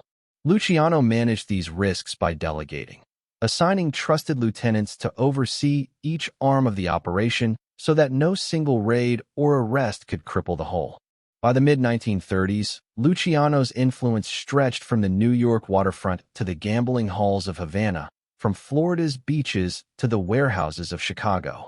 He had transformed the American Mafia from a loose collection of feuding gangs into a coordinated criminal corporation. The commission was the boardroom, the streets were the production floor. But the higher he climbed, the more visible he became to men like Thomas E. Dewey. The special prosecutor had been watching, building cases, and waiting for the right moment to strike. Luciano knew it was coming. The law was patient, and even the best insulation could be breached. For now, though, the machine was running smoothly, and the money was flowing like never before. And in the dim light of private clubs and smoke-filled backrooms, Luciano could look at the map of his holdings, a network of influence that spanned cities and industries, and know that in less than a decade, he had built something no single bullet could destroy. Or so he thought. The real strength of Charlie Luciano's empire wasn't just in the territories he controlled or the rackets he ran. It was in the people he chose to stand beside him. In the old Mafia world, alliances were forged almost exclusively along bloodlines and hometown loyalties. Sicilian worked with Sicilian. Neapolitan worked with Neapolitan. Everyone else was kept at arm's length. But Luciano had learned early, on the sidewalks of the Lower East Side, that loyalty didn't have to wear the same accent. His closest example of that truth was Meyer Lansky. They had grown up in the same streets, played the same games, hustled the same corners. Lansky wasn't Italian, but to Luciano, that never mattered. What mattered was that Lansky had a brain wired for numbers and strategy in a way that made him indispensable. While most gangsters thought in terms of tonight's haul or next week's score, Lansky thought in terms of percentages, systems, and stability. He could look at a racket and see exactly how to make it more profitable, not just once, but every single day. Bugsy Siegel was the opposite in temperament, but no less valuable. Where Lansky was cool and calculating, Siegel was fire, a man whose reputation for quick violence kept rivals wary. Siegel had charisma, too, a brash energy that drew people to him and made him a natural at opening new territory. If Lansky was the accountant, Siegel was the salesman, and Luciano knew he could count on him to make an impression wherever he was sent. Luciano's decision to integrate Jewish partners into his operations wasn't a charitable gesture. It was a calculated move that gave him a competitive edge. Jewish gangs had their own networks, speakeasies, gambling rooms, political connections, even international smuggling routes. By partnering instead of competing, Luciano could expand his reach without sparking wars. The arrangement worked both ways. Lansky and Siegel gained access to the Italian-controlled docks, protection networks, and muscle that the Mafia could provide. Luciano gained entry into Jewish-run financial systems, nightclub circuits, and distribution chains that would have taken years to penetrate on his own. It was a merger, not a takeover, and that was the genius of it. One of their most profitable joint ventures during Prohibition was a liquor distribution network that ran from Canada through upstate New York and into the city. Jewish crews handled procurement and transport across the border, using bribes and false manifests to keep the shipments moving. Once the trucks reached New York, Italian crews offloaded and distributed the goods to speakeasies, many of which were run or supplied by Lansky's own people. The system was clean, efficient, and nearly impossible for law enforcement to untangle. The alliance also extended into gambling. Lansky had a knack for creating games and environments that attracted wealthy clientele while minimizing police interference. He set up high-class gambling rooms in hotels, staffed them with trusted dealers, and made sure the right people were paid to look the other way. Luciano provided the capital and protection, ensuring that if trouble came, it was handled quickly and discreetly. Outside New York, the partnership opened doors that might otherwise have remained closed. In Florida, Lansky's growing influence in Miami's hospitality industry created new opportunities for casinos and gray market entertainment. Luciano saw the potential for expansion not just into Florida, but into Havana, where Cuban officials were far more accommodating than their American counterparts. With Siegel's flair for showmanship and Lansky's quiet financial management, Havana became a glamorous offshore playground, a place where American tourists could drink, gamble, and forget about the law for a while. The relationships Luciano built with Jewish gangsters weren't limited to his two closest friends. He cultivated ties with figures like Lungi Zwillman in New Jersey, Mo Dalitz in Cleveland, and Abner Long in Philadelphia, men who controlled their own regions and could be counted on for cooperation when needed. This web of alliances turned the commission from a purely Italian council into something closer to a national syndicate, with representation, direct or indirect, from multiple ethnic groups. It wasn't without controversy. Some of the old-school bosses saw Luciano's partnerships as a dilution of Mafia tradition, even as a betrayal. They grumbled about outsiders having influence over Italian affairs. But Luciano didn't budge. He pointed to the profits, the reduced violence, and the stability the alliances brought. Money, he told one critic, doesn't care what language you speak. The partnerships also had a political dimension. Jewish mobsters often had deeper connections in certain municipal governments, particularly in cities where Italian immigrants were still viewed with suspicion. Those political ties could mean the difference between a police raid and a polite warning to close up early for the night. Luciano understood that influence in City Hall could be just as valuable as control over a street corner. Behind closed doors, Lansky often acted as an informal advisor to the commission. While he didn't hold an official seat, it was still an Italian institution. His voice carried weight through Luciano. When disputes arose between families, Lansky's knack for finding the middle ground often guided Luciano's proposals. Siegel, for his part, became the commission's unofficial envoy for expansion into the West Coast, where he would later plant the seeds for ventures far larger than anyone could have imagined. The alliance reshaped more than just profits. It reshaped the culture of organized crime in America. Ethnic divisions didn't vanish, but they became less important than the bottom line. Deals were made based on what worked, not on who your grandparents were. It was a pragmatic shift, and it gave the Luciano Lansky network a flexibility that the older, more insular gangs couldn't match. By the mid-1930s, this cross-ethnic coalition controlled a staggering share of the nation's illicit economy. Liquor, gambling, narcotics, labor racketeering, each flowed through networks that spanned from coast to coast. The commission acted as the boardroom, but the syndicate Luciano had built with his Jewish partners was the engine driving much of its revenue. Still, Luciano knew that no alliance, however strong, was immune to pressure. Law enforcement was getting more sophisticated. Thomas E. Dewey's investigations were inching closer to the heart of the empire. And while partnerships had reduced violence, they hadn't eliminated the possibility of betrayal. The same pragmatism that brought men together could, under the right circumstances, pull them apart. For now, though, the arrangement was working better than even Luciano had hoped. The money was steady, the territory secure, and the expansion ongoing. The combination of Lansky's calculation, Siegel's audacity, and Luciano's vision had created a syndicate that was bigger, more stable, and more profitable than anything the American underworld had seen before. But as they would all soon learn, stability in the underworld was always temporary. And the same alliances that had built the empire would soon be tested by forces none of them could completely control. By the mid-1930s, Charlie Luciano's empire had roots deep in New York, branches stretching to Chicago, Florida, and beyond. But he was looking south, across the warm waters of the Caribbean. There, just 90 miles from the Florida coast, lay an island that could be both playground and pipeline: Cuba. For Luciano, Havana wasn't just a vacation spot for wealthy Americans escaping winter. It was a place where the rules bent easily if you knew whose palm to grease, where U.S. laws lost their teeth, and where geography offered an irresistible advantage for business, both legal and decidedly illegal. The island was already a magnet for American tourists. Elegant hotels lined the Malecon, nightclubs pulsed with rumba and jazz until dawn, and casinos, though technically illegal, operated with the quiet blessing of government officials. Prohibition had made Cuba even more attractive in the earlier part of the decade, with ships ferrying liquor from Havana to Florida under the thin cover of legitimate trade.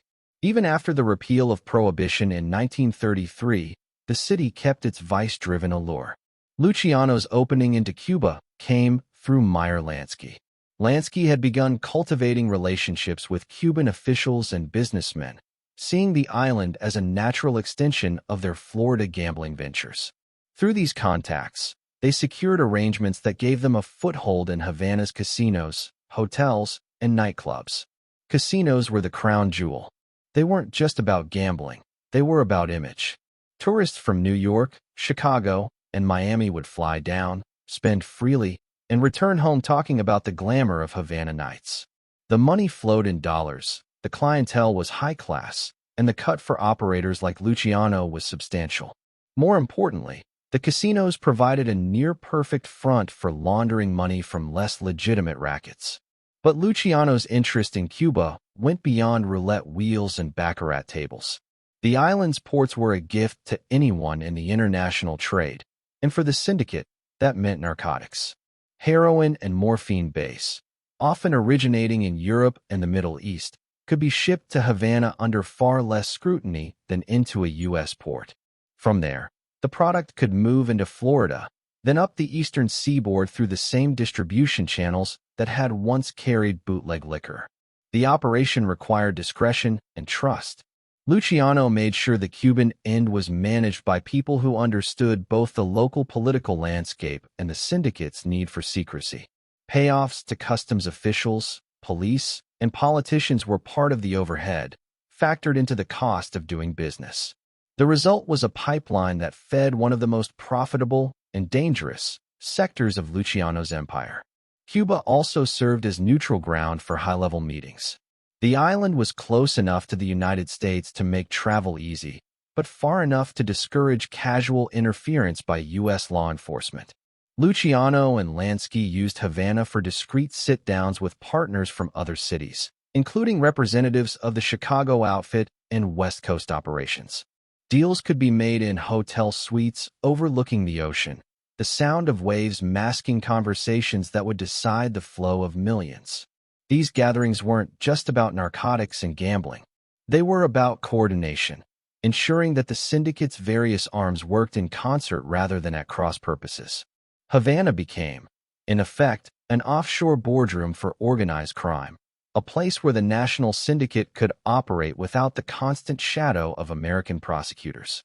Luciano's influence in Cuba was cemented by his ability to bridge the cultural gap between the brash American mobsters and the Cuban officials whose cooperation was essential. He understood the importance of respect, the right introductions, the right gifts, the right tone in conversation. Through Lansky's diplomatic groundwork and his own charm, Luciano ensured that the syndicate was seen not as a foreign intrusion, but as a valuable partner in Havana's booming tourism industry. By the late 1930s, the Havana connection was paying dividends on multiple fronts. Gambling profits were steady and growing, narcotics distribution was streamlined, and the island had become a secure venue for the syndicate's most sensitive discussions. The relationship also extended to legitimate enterprises, investments in hotels, restaurants, and entertainment that provided both profit and cover. But with opportunity came risk. U.S. federal agencies, increasingly aware of Havana's role in organized crime, began pressing for greater cooperation with Cuban authorities. The narcotics trade, in particular, was drawing attention. Luciano, ever cautious, made sure his name was never directly tied to shipments or casino operations. Layers of intermediaries shielded him, but he knew that scrutiny was tightening. The outbreak of World War II added another layer of complexity.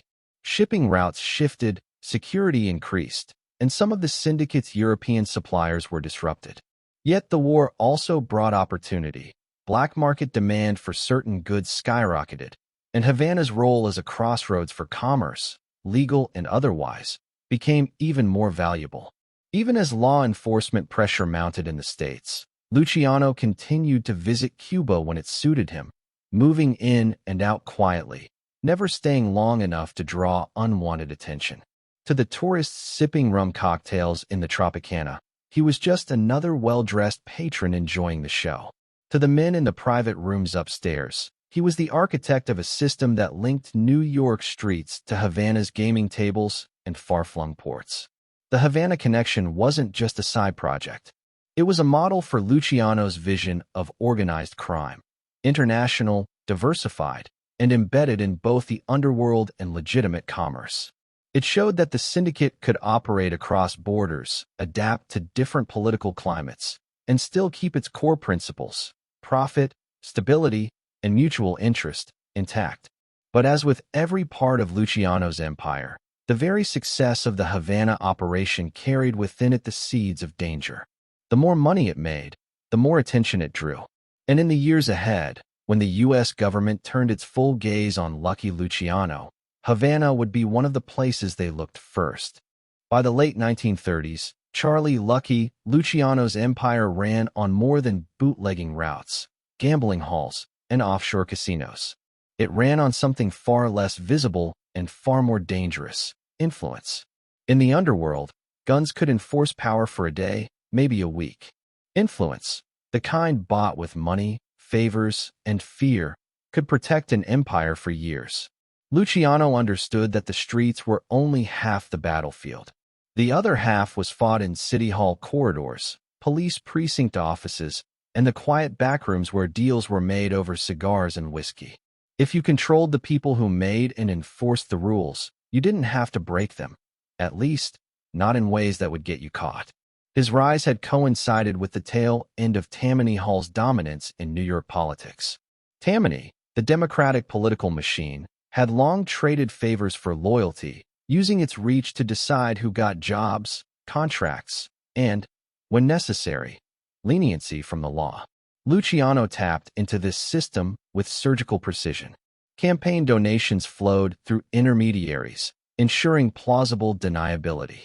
Politicians who owed their seats to syndicate-backed support learned quickly that returning a favor might mean keeping a certain investigation low priority, or making sure a new city ordinance didn't hinder certain business interests.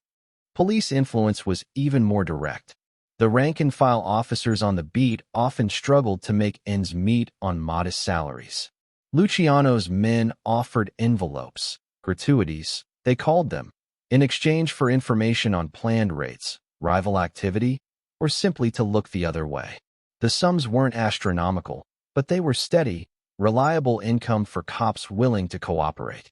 Over time, these relationships built a network of friendly uniforms scattered across multiple precincts. But Luciano didn't stop at the street level. He aimed higher, cultivating ties with detectives, inspectors, and even police captains. These men could do more than tip off a raid. They could reassign troublemaking officers, lose pieces of evidence, or delay warrants until after a target had quietly left town. Each favor came with an unspoken understanding. The syndicate would remember its friends and its enemies. In the courts, influence took a subtler form. Certain judges were known to be reasonable when it came to dismissing cases on technicalities or issuing light sentences. Defense attorneys who regularly handled syndicate cases knew which arguments would land and which prosecutors might be open to persuasion. Sometimes persuasion meant campaign contributions. Sometimes it meant cash. And sometimes it meant a reminder that the defendant had friends who took loyalty very seriously. The power of influence wasn't just in preventing arrests. It was in shaping the battlefield so arrests were less likely in the first place. Luciano's control over labor unions played into this. By holding sway over dock workers, truckers, and certain construction unions, he could subtly pressure companies to work with businesses aligned with the syndicate. Politicians who depended on union votes learned not to antagonize the man who could sway them. In Havana, the same strategy applied on a smaller but more concentrated scale. Cuban officials, from police chiefs to cabinet ministers, enjoyed the benefits of Luciano's hospitality. This could mean anything from discreet cash payments to vacations in New York's finest hotels. The result was a near-frictionless environment for the syndicate's casinos and narcotics pipeline. What made Luciano's system so effective was its discretion. He didn't flaunt his political connections the way some gangsters did. There were no photographs of him shaking hands with mayors, no dramatic public endorsements. His influence operated in whispers, in the simple fact that when he needed something done or undone, the right person would make a phone call and it would quietly happen. There were exceptions, of course. Not every cop or politician could be bought. Some, like Special Prosecutor Thomas E. Dewey, made careers out of going after men like Luciano. But even then, the mob boss's network acted as an early warning system. If Dewey's investigators were asking questions about a certain club, Luciano would hear about it days before any subpoenas were issued. This head start allowed him to shut down operations temporarily, move records, or shift ownership to trusted associates who could take the heat. In many ways, Luciano's greatest act of corruption was normalizing it. For those in his circle, bribery wasn't seen as criminal. It was seen as part of doing business, no different from paying rent or ordering supplies. Politicians who took his money didn't think of themselves as mob tools. They thought of themselves as pragmatic dealmakers. Cops who took his cash often justified it as supplementing their meager pay for the harmless act of ignoring a gambling room or speakeasy. This normalization extended the reach of his empire beyond the shadowy corners of the city. His protection allowed illicit businesses to operate in prime locations, near theaters, in busy commercial districts, even in upscale hotels, without constant fear of police harassment. It allowed gambling dens to host wealthy clients, narcotics shipments to move through docks in broad daylight, and high-end brothels to cater to influential patrons without fear of scandal. The political connections also insulated him against internal threats. If a rival tried to muscle into his territory or challenge his operations, Luciano could apply pressure not just through muscle, but through bureaucracy. Permits could be revoked, inspections suddenly scheduled, zoning laws enforced with unusual enthusiasm. It was a form of warfare that left no bodies in the street, but was just as effective at crippling an enemy. Even within the commission, his influence mattered. Other bosses knew that Luciano's political connections could be leveraged for their benefit if they stayed in his good graces. If a family in another city needed heat taken off, Luciano could often arrange for a friendly word from New York to reach the right ears. This made him not just a leader, but a valuable ally and a dangerous enemy. Yet influence was a double-edged sword. The more people you involved, the more potential there was for betrayal. As the 1930s closed, a few cracks began to show. Some police officers who had once been on the take retired or were replaced by men who owed nothing to Luciano. A new generation of reform-minded politicians, buoyed by public frustration with corruption, began pushing for cleaner government. And then there was Dewey, relentless, ambitious, and determined to bring down the man everyone said couldn't be touched. For now, though, Luciano's grip remained firm. His empire was protected not just by guns and money, but by the invisible web of influence that stretched from beat cops to City Hall, from Havana to Albany. It was this web that allowed him to move through the city like a man untouchable, his suit spotless, his smile confident, his enemies often defeated before they even knew a fight had begun. But as history would prove, even the tightest web could be torn apart. All it took was the right man pulling at the right thread. And in 1935, Thomas Dewey was already tugging hard.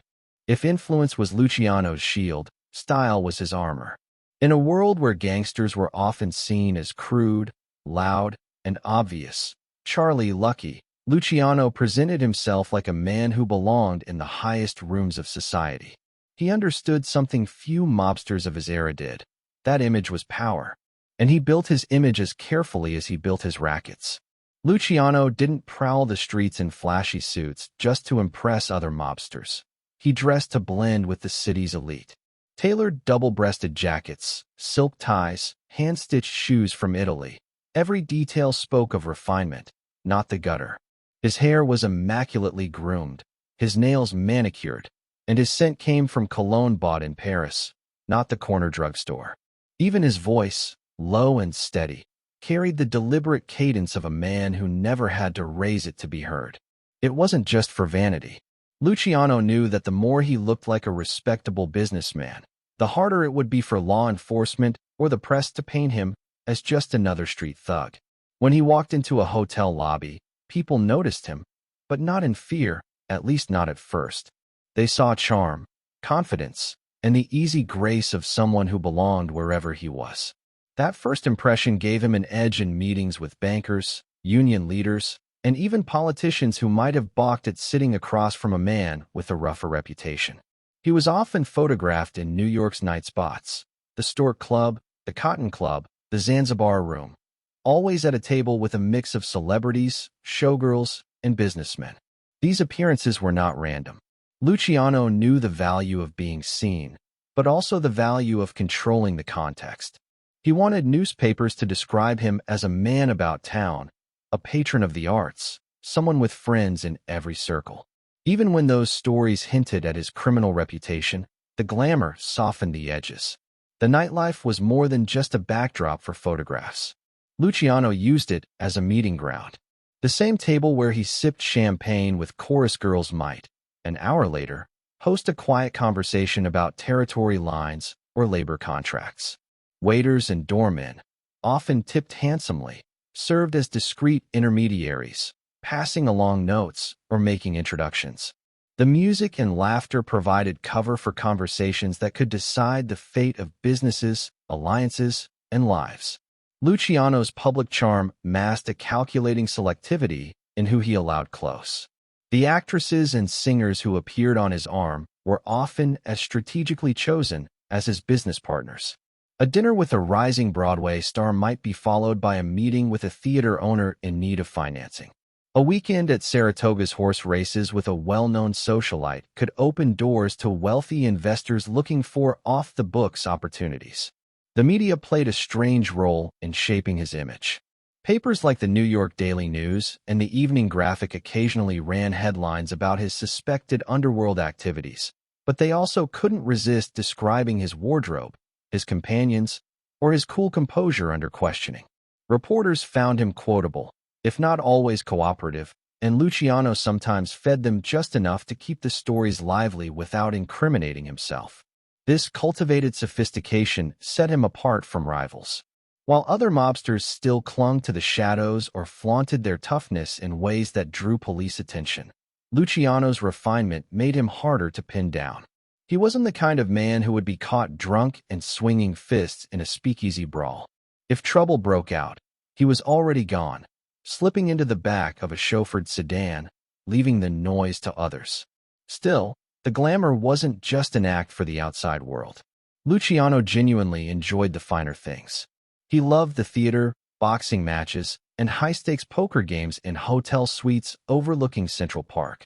He collected tailored suits the way others collected cars, and he had a weakness for well-cooked Italian meals paired with good wine. This enjoyment of luxury was both a personal indulgence and a public statement. He had risen above the dirt of the Lower East Side and would never return to it.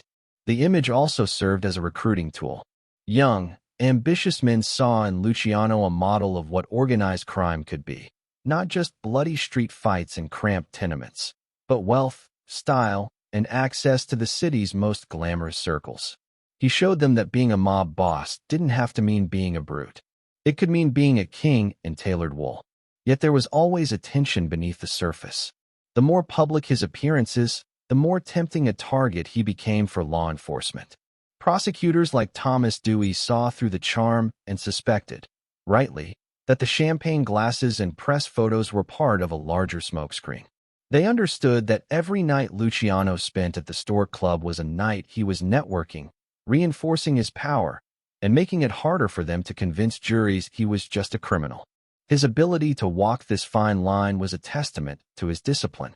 Many mobsters stumbled over their own egos, letting their reputations swell until they drew too much heat. Luciano's ego was large, but it was measured. He never forgot that the real work happened quietly, behind closed doors, and that the public image was just a tool, one that could be adjusted, toned down, or heightened depending on the circumstances. As the 1930s slid into the early 1940s, that image would be tested like never before.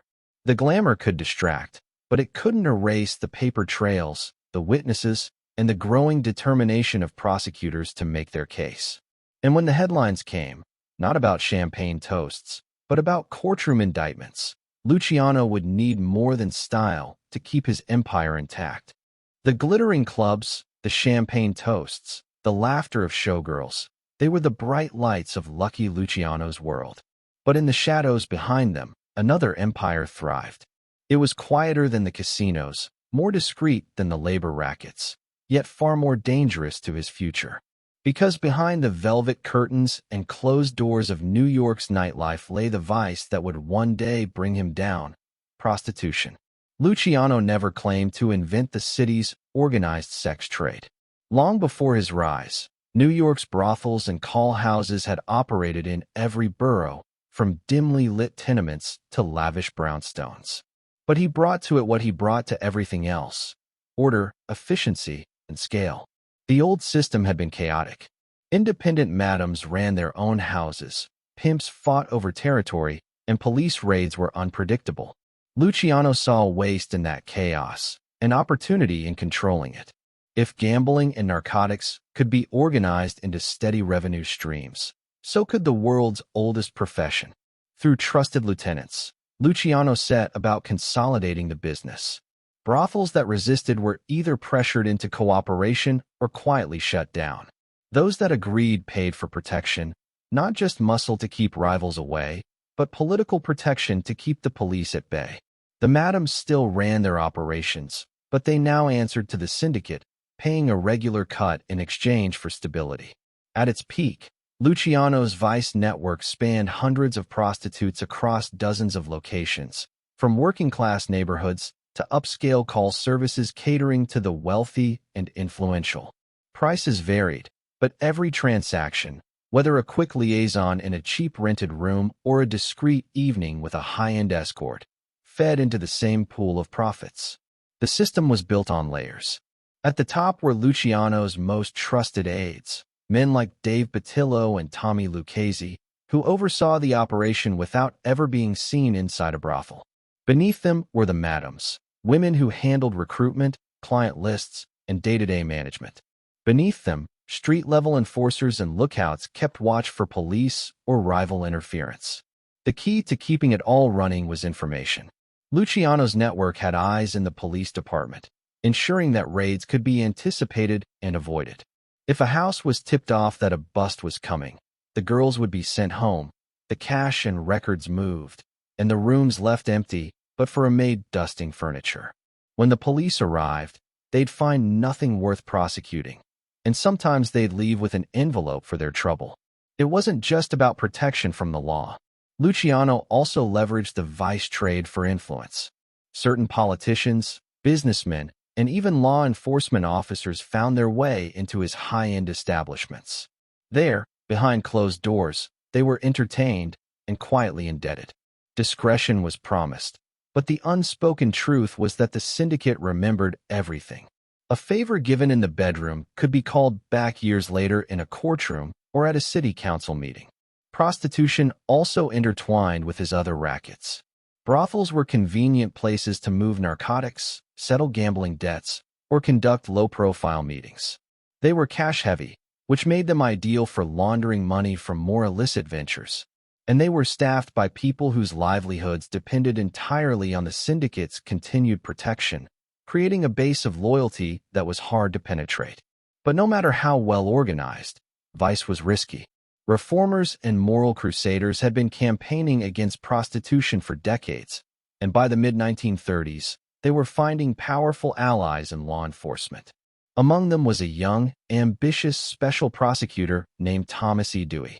Dewey had made his name targeting racketeers and bootleggers, but he understood that taking down Luciano would require a case the public could rally behind.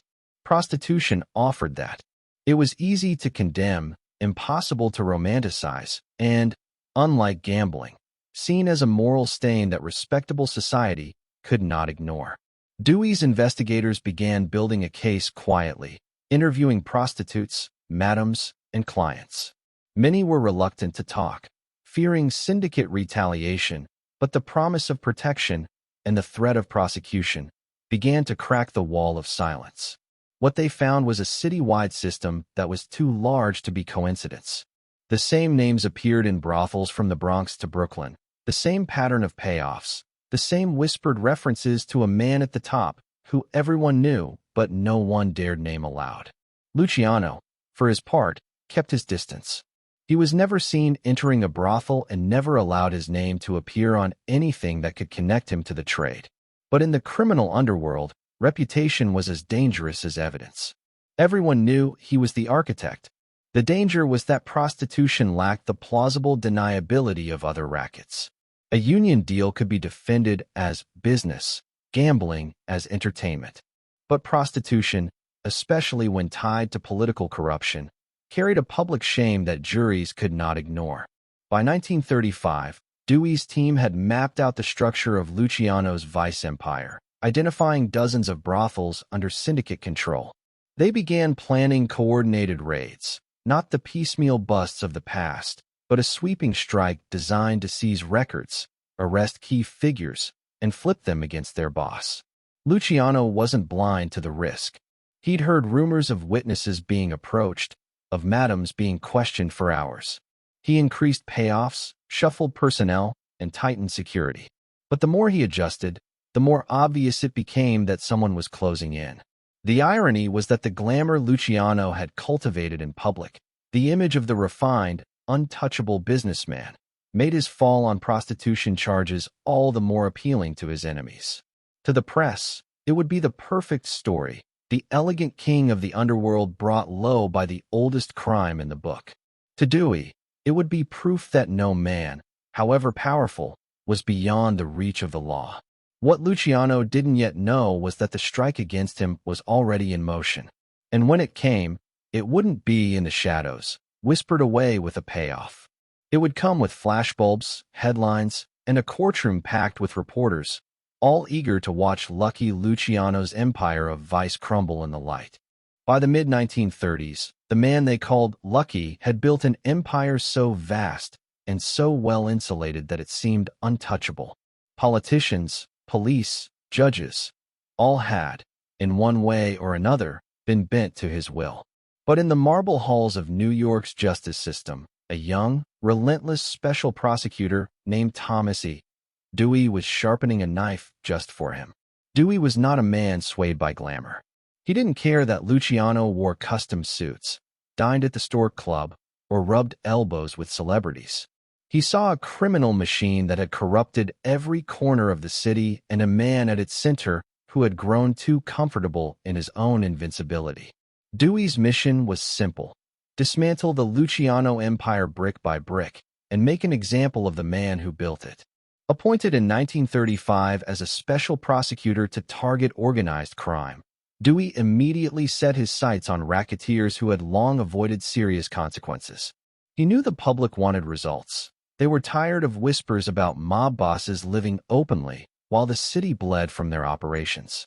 Luciano wasn't just another name on Dewey's list. He was the list. Take him down, and the rest of the underworld would feel the shockwave. But Dewey also knew that conventional charges wouldn't stick. Murder cases were hard to prove against a man who never pulled the trigger himself. Gambling. Luciano could brush it off as business. Labor racketeering? Too many layers between him and the street. Dewey needed something cleaner, sharper, a crime with witnesses, a clear trail, and an emotional punch that would resonate with jurors. He found it in prostitution. Luciano's vice network, meticulously built to run without his direct touch, was both its strength and its weakness. On paper, it shielded him from direct involvement. In reality, it created hundreds of potential witnesses, madams, prostitutes, runners, and clerks who handled the cash. Each one was a thread, and Dewey began pulling. His investigators fanned out across the city, hitting the brothels in surprise raids. They didn't just arrest the girls. They took the ledgers, the client lists, the coded notes that detailed payments up the chain. Dewey's men worked the witnesses hard, offering immunity or reduced sentences in exchange for testimony. Fear kept many silent at first, but Dewey's office made sure word got out that the state could protect those who talked and punish those who didn't. Slowly, the wall cracked. A madam named Cokie Flo Brown became a pivotal witness. She described a system where brothels across New York paid protection money that ultimately flowed to Luciano. Others corroborated her story, filling in details about collections, payoffs, and the men who served as Luciano's intermediaries. Dewey's strategy was methodical. Each witness was cross-checked against the others to weed out lies and exaggerations.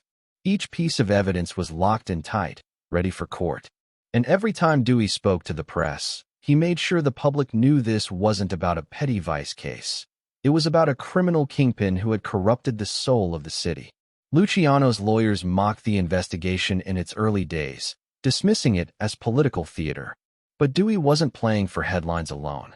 His office built a case that stretched from the Bronx to Brooklyn, linking more than 200 women, dozens of madams, and a network of enforcers directly to Luciano's command. It was a scale of prosecution New York had never seen before. Luciano's response was to tighten his circle and move carefully. He stopped appearing in his usual haunts, conducted meetings in more secluded locations, and relied on trusted lieutenants to shield him from exposure. But Dewey was already too deep into the structure. By the spring of 1936, his team had mapped out the hierarchy of the vice operation in painstaking detail, and Luciano's name sat squarely at the top. The timing was no accident. Dewey understood the value of a public strike. On the morning of April 1st, 1936, his office moved. Luciano was arrested in Hot Springs, Arkansas, where he had gone to avoid the rising heat in New York. Local authorities, tipped off by Dewey's team, made the grab in a quiet hotel. It was a humiliating moment for a man who had built his reputation on being too smart to be caught. The extradition battle that followed was a spectacle in itself. Luciano's lawyers argued against returning him to New York, but Dewey's influence and the mountain of evidence won out. On April 17th, Luciano was brought back to face the charges. Flashbulbs popped as he was led into custody, the press already calling it the trial of the decade. For Dewey, the arrest was only the first act.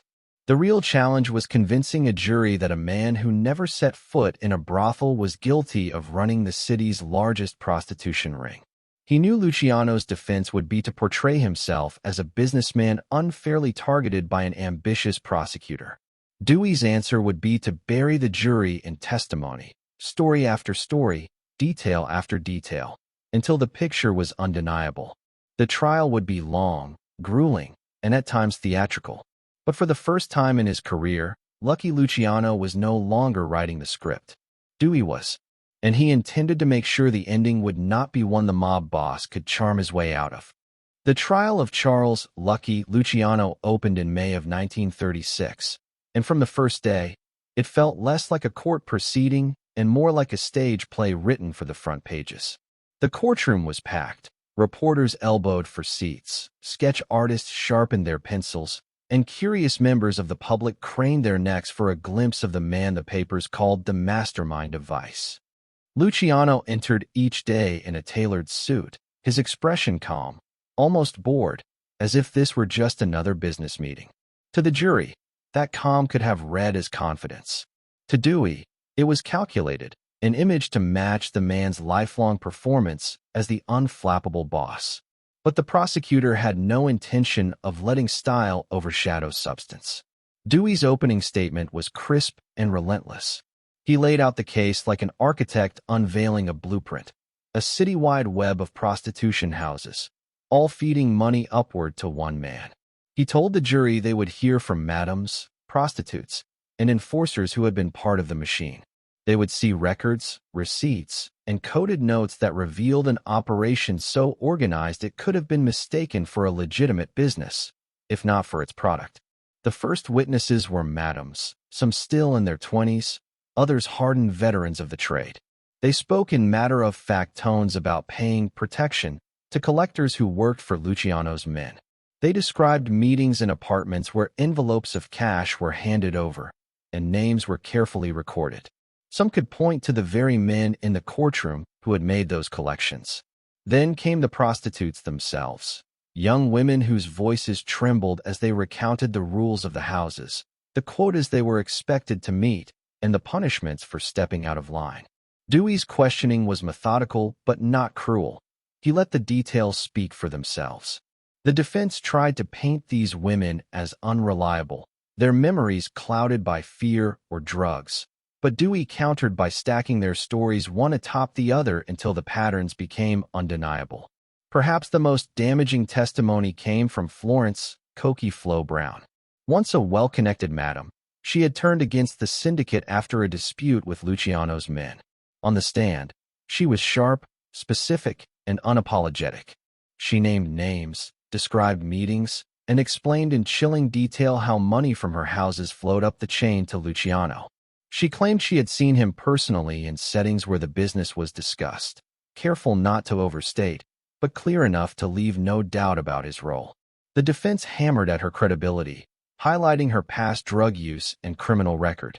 But Dewey anticipated this and had already corroborated key parts of her account with other witnesses and physical evidence.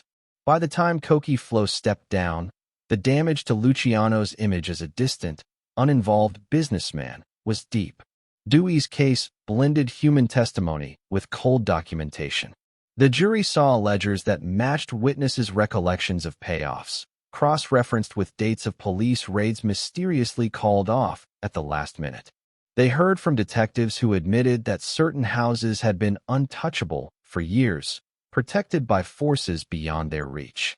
Through it all, Luciano remained outwardly composed, occasionally leaning toward his attorneys to whisper, but never showing visible frustration. To the press, it was another performance, the kingpin refusing to break character. But inside the defense team, tension was building. The more Dewey's case unfolded, the harder it became to argue that all these witnesses, from all these neighborhoods, had somehow conspired to frame the same man. The defense's strategy was to distance Luciano entirely from the prostitution business. They portrayed him as a gambler, a businessman, a man with legitimate ventures who was being unfairly targeted because of his reputation in other areas of organized crime. They called character witnesses to speak to his charm, his generosity, even his patriotism. But the jury wasn't being asked to decide whether Luciano was charming, only whether he was guilty. Cross-examinations sometimes grew tense. Dewey's questions were tight, his tone precise, while the defense tried to shake the prosecution's witnesses into contradictions. But Dewey had chosen his order carefully, so that each new witness reinforced the one before. Even when a minor detail wavered, the larger structure held. By the trial's final week, the courtroom air was thick with expectation. Reporters jotted predictions, and the city's underworld watched closely. If Luciano walked free, it would be a victory not just for him, but for the idea that the syndicate was beyond the law. If he fell, it would signal a dangerous shift, that even the highest seat in the mob could be pulled out from under a man. Dewey's closing argument was a masterclass in controlled fire. He reminded the jury of the testimonies, the records, the patterns that only made sense if Luciano was at the top. He framed the case not as a moral crusade against vice, but as a necessary strike against a man who had corrupted the machinery of justice itself. This case, he told them, is about more than the crime of prostitution. It is about the crime of control, control over lives, over law, over the very soul of this city. The defense countered with appeals to doubt, pointing to the lack of direct evidence tying Luciano personally to the day-to-day operations. They warned against convicting a man based on the word of criminals looking to save themselves. but the words seemed to land softer than they had weeks earlier. Too much had been said, too much shown. The jury deliberated for just over 7 hours, long enough to suggest they had weighed the case carefully, short enough to signal a certain inevitability. When they returned, the courtroom fell silent. The foreman read the verdict: guilty on 62 counts of compulsory prostitution. Luciano showed no visible reaction. Reporters later described him as stone-faced, but those close to him swore they saw the faintest tightening of his jaw. The sentence came swiftly: 30 to 50 years in state prison. For a man in his late 30s, it might as well have been a life term. Outside the courthouse, Dewey's victory was hailed as a landmark in the fight against organized crime. Papers ran headlines calling it the fall of the mob king. Supporters praised him as the rare prosecutor who could take on the syndicate and win. Inside the underworld, the reaction was more complicated. Some saw Luciano's conviction as a sign to keep their heads down. Others quietly began maneuvering to fill the vacuum his absence would leave. For Luciano himself, the trial marked the end of one chapter, the public, untouchable kingpin, and the beginning of another, one fought behind bars, where influence had to be maintained without the armor of a tailored suit and the stage of a Manhattan nightclub. And even as he was led away in handcuffs, the man they called Lucky was already calculating. The clanging of the iron gates at Clinton Correctional Facility in Dannemora had a way of cutting through a man's spirit. The prison, nicknamed Little Siberia for its remote, freezing location near the Canadian border, was where the state sent men it wanted to bury in stone and steel. For Charles "Lucky" Luciano, arriving there in the summer of 1936, it was a fall from a penthouse in the clouds to the concrete of a cage. Dannemora was no ordinary stopover. It was a maximum security fortress, its population a mix of hard-time convicts and men who had already given up on the idea of freedom. The winters were brutal, the wind knifed through the yard, and the snow piled high against the gray walls. Even the guards called it hell on the mountain. Luciano entered as inmate number 92168, stripped of his silk suits, his monogrammed shirts, and the easy smiles he'd used to charm the city's elite. Prison life was regimented: a wake-up bell at dawn, roll call, work detail, chow, and lights out. There were no nightclubs, no politicians to wine and dine, but there were still men, and where there are men, there is hierarchy. From his first days inside, Luciano read the place like he had read the streets of the Lower East Side decades earlier. In prison, influence was measured not in flashy cars or champagne, but in favors: a cigarette when you needed one, a word with the right guard, a little protection when the yard turned dangerous. Luciano knew that power in such a place didn't come from loud threats. It came from making yourself useful to the right people. Though officially barred from contact with his old associates, Luciano found ways to keep lines open. Letters were written in code, relayed through lawyers, family visits, and the occasional corrupt guard who could be convinced that loyalty was worth more than a paycheck. News from the outside flowed in quietly: changes in the rackets, disputes between families, the rising influence of younger mobsters eager to prove themselves. From his cell, he advised on disputes, approved certain moves, and gave quiet signals on who could be trusted. He could no longer micromanage the empire, but his blessings still carried weight, and his disapproval could still end a career in the mob. Even locked in stone, Luciano's name traveled faster than any guard's footsteps. Inside Dannemora, he also learned to navigate the prison's internal politics. He built relationships with inmates who had their own pull: bank robbers who controlled gambling in the yard, old-time cons who ran contraband tobacco, lifers who could settle a score without a guard ever knowing. He kept his head down enough to avoid making himself a target for jealous convicts, yet never so low that he seemed weak. Some guards came to see him as a model prisoner, a man who didn't cause trouble and kept the peace around him. Others weren't fooled, suspecting that the calm exterior hid an invisible web of influence. But without concrete evidence, Luciano's reputation inside the walls was more rumor than record, and he liked it that way. The isolation of prison life wore on him. The cell was small, the air stale, the hours slow. In the winters, the cold seeped through the stone until it reached the bone. In the summers, the heat clung like a fever. He read constantly, newspapers, legal briefs, crime novels, anything that could pass the time and keep his mind sharp. He also exercised daily, refusing to let the prison break him physically. The routine became its own kind of armor. Still, the knowledge that the world was moving without him was a constant weight. On the outside, his allies adapted, his rivals schemed, and the city's underworld continued to evolve. Luciano had built the commission to ensure stability in the mob's leadership, but he knew the glue that held such alliances together was always fragile. In 1942, as World War II consumed the globe, an unexpected opportunity found him.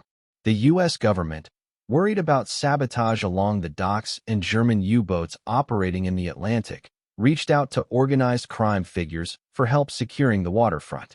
Through Meyer Lansky, an arrangement was made. In exchange for his cooperation and the influence he still held, Luciano could earn goodwill with the authorities. The deal was quiet, buried behind official denials, but it was a reminder that even behind bars, he could make himself valuable. The years stretched on. By the mid-1940s, Luciano had been in Dannemora for nearly a decade, yet his legend in the underworld remained intact. Younger gangsters who had never met him still spoke his name with respect. Old allies continued to seek his guidance. His enemies had learned that cutting him off from the streets didn't mean cutting him out of the game. Luciano knew he wouldn't die in Dannemora, not if he could help it. Every favor earned, every connection maintained, was a brick laid toward the day he might walk free. And as the war wound down and whispers of political deals grew louder, the man they had locked away in the mountains began to imagine the sound of those gates opening once more. What he didn't know was that his release, when it came, would not be a return to the New York he had ruled, but the beginning of a new chapter in exile. By the early months of 1942, America was still raw from the shock of Pearl Harbor. The war overseas was no longer a distant crisis. It was on the nation's doorstep, and the city of New York, with its vast waterfront, was a vital artery for the Allied war effort. Every week, cargo ships loaded with supplies, weapons, and troops pushed off from the piers and vanished into the Atlantic. And somewhere beyond the horizon, German U-boats hunted them. The docks were already a hive of shadows, longshoremen, union bosses, freight handlers, and the unseen hands of organized crime, all moving in a rhythm outsiders rarely understood. Smuggling, theft, and payoffs had been part of the port's heartbeat for decades. But now, the U.S. Navy feared something far more dangerous than stolen cargo: sabotage. Rumors of Axis agents working the piers, of fires set deliberately in ship holds, of whispers in Italian and German that carried more than dockside gossip. They all reached Washington. In February of that year, a fire broke out aboard the French liner SS Normandy while it was being refitted as a troop transport at Pier 88. The blaze spread too fast, the response too slow, and within hours the ship was on its side in the icy Hudson. Officially, the cause was never proven, but in the corridors of power, suspicion hardened. If the Axis could cripple a ship in New York Harbor, they could choke the war effort at its source. The Navy needed control of the waterfront, but they also knew that control didn't belong to them. Not really. It belonged to the dock bosses, the union heads, and the crime families who ruled from the shadows. And at the very top of that shadow government, even from a cell in Dannemora, was Charles "Lucky" Luciano. It was Meyer Lansky who made the first moves. A trusted ally of Luciano and a man with deep roots in both Jewish and Italian underworld circles, Lansky was approached quietly by naval intelligence. The message was clear. If Luciano could use his influence to keep the docks secure, to prevent strikes, theft, or sabotage, it would be worth something to the government. Maybe even his freedom. Lansky visited Luciano in prison, the two speaking in careful phrases under the watch of guards who didn't grasp the full weight of what they were hearing. Luciano listened, his expression unreadable, but inside he was already turning the idea over. Cooperation with the government, the same government that had put him behind bars, was not a decision to be made lightly. But this was no ordinary request. It was leverage, and leverage was power. The arrangement that followed would be known, years later, as Operation Underworld. Officially, it didn't exist. There were no public statements, no signed agreements. But behind closed doors, Navy officers and Luciano's intermediaries set terms. Luciano would use his authority over the dockside unions and the crime syndicates to guarantee the port's safety. In return, the state would take his cooperation into account when the question of parole arose. From his prison cell, Luciano passed word to trusted lieutenants on the outside. The message was simple. The docks were to be kept clean. No sabotage, no labor unrest, no interference with military shipments. Men who had grown rich on skimming cargo now found themselves ordered to leave certain ships alone. Dockside disputes that might have turned violent were suddenly smoothed over before they could erupt. The mob's invisible hand shifted from exploiting the waterfront to protecting it, not out of patriotism, but out of obedience to the man in Dannemora. The cooperation didn't end at New York Harbor. By 1943, the Allies were preparing for the invasion of Sicily. Operation Husky, and military planners were desperate for intelligence on the island's terrain, its towns, and the loyalties of its people. Once again, Luciano's name surfaced. He had been born in Lercara Fritti, deep in the Sicilian hills. His contacts there were old, tangled, and not always legal, but they were real. Through Sicilian-born dockworkers, exiles, and relatives of men in his organization, Luciano's network was tapped for information. Some accounts suggest that local mafia figures in Sicily, already hostile to Mussolini's fascist regime, were encouraged to cooperate with the advancing Allies. When American troops landed on the island in July 1943, they encountered less resistance in certain areas and found communities willing to aid them against the retreating Axis forces. Whether Luciano's role in this Sicilian connection was decisive or simply helpful has been debated ever since. But in the eyes of naval intelligence, he had delivered. The docks stayed secure. No major acts of sabotage crippled the harbor. And in the war's most sensitive invasion, the U.S. had contacts who smoothed the path forward. When the war ended in 1945, the government no longer needed Operation Underworld. But the favors owed to Luciano were not forgotten. High-ranking naval officers quietly testified to his cooperation. Dewey himself, now the governor of New York, was forced to acknowledge that the man he had once prosecuted had, in his own way, aided the war effort. The wheels began to turn for an early release. It would not be freedom without strings, and certainly not a return to his old throne in Manhattan. But for a man who had been sentenced to up to 50 years in prison, the idea of walking through the gates before his hair turned completely gray was a victory worth taking. And so, in the winter of 1946, the gates at Dannemora clanged open once more. Luciano stepped out into the cold air, not as a free citizen of the United States, but as a man whose fate now pointed across the Atlantic, to a homeland he had left as a child, and to an exile that would shape the rest of his life. The January air in 1946 was sharp enough to bite. When the gates at Clinton Correctional Facility opened for Charles "Lucky" Luciano, the cold hit him like a splash of seawater, bracing, undeniable, and heavy with the taste of change. 10 years earlier, he had walked into Dannemora as the most powerful mob boss in America. Now he walked out, not as a free man, but as a prisoner granted a narrow, conditional mercy. Governor Thomas E. Dewey, the same man who had prosecuted and imprisoned him, had signed the commutation. Officially, it was in recognition of Luciano's substantial assistance to the war effort through Operation Underworld. The sentence of 30 to 50 years for compulsory prostitution was cut short. But the ink on the commutation papers came with an unspoken signature of finality. Luciano would never again set foot in the United States as a free man. The terms were blunt. He was to be immediately handed over to federal immigration authorities, who would escort him out of the country and ensure he never returned. For all the power he had wielded in America's underworld, his empire now belonged to others. The city's 5 families were still bound by the system he had created, the commission, but the man who had designed it would no longer sit at the table. Reporters mobbed him as he left the prison, their breath turning to white mist in the frigid air. Cameras clicked, flashes exploded, and questions flew. Was he grateful to Dewey? Did he plan to stay out of trouble? Did he think he could live quietly in Italy? Luciano smiled faintly, but said little. Years in courtrooms and interrogation rooms had taught him that silence was armor. From Dannemora, he was taken under tight guard to Ellis Island, where the Immigration and Naturalization Service held its processing center. It was a strange full circle. He had first set foot on American soil here in 1906, an 8-year-old boy clutching his mother's hand after weeks at sea from Sicily. For decades later, the same island served as his departure gate. On February 9, 1946, Luciano boarded the ocean liner SS Laura Keene.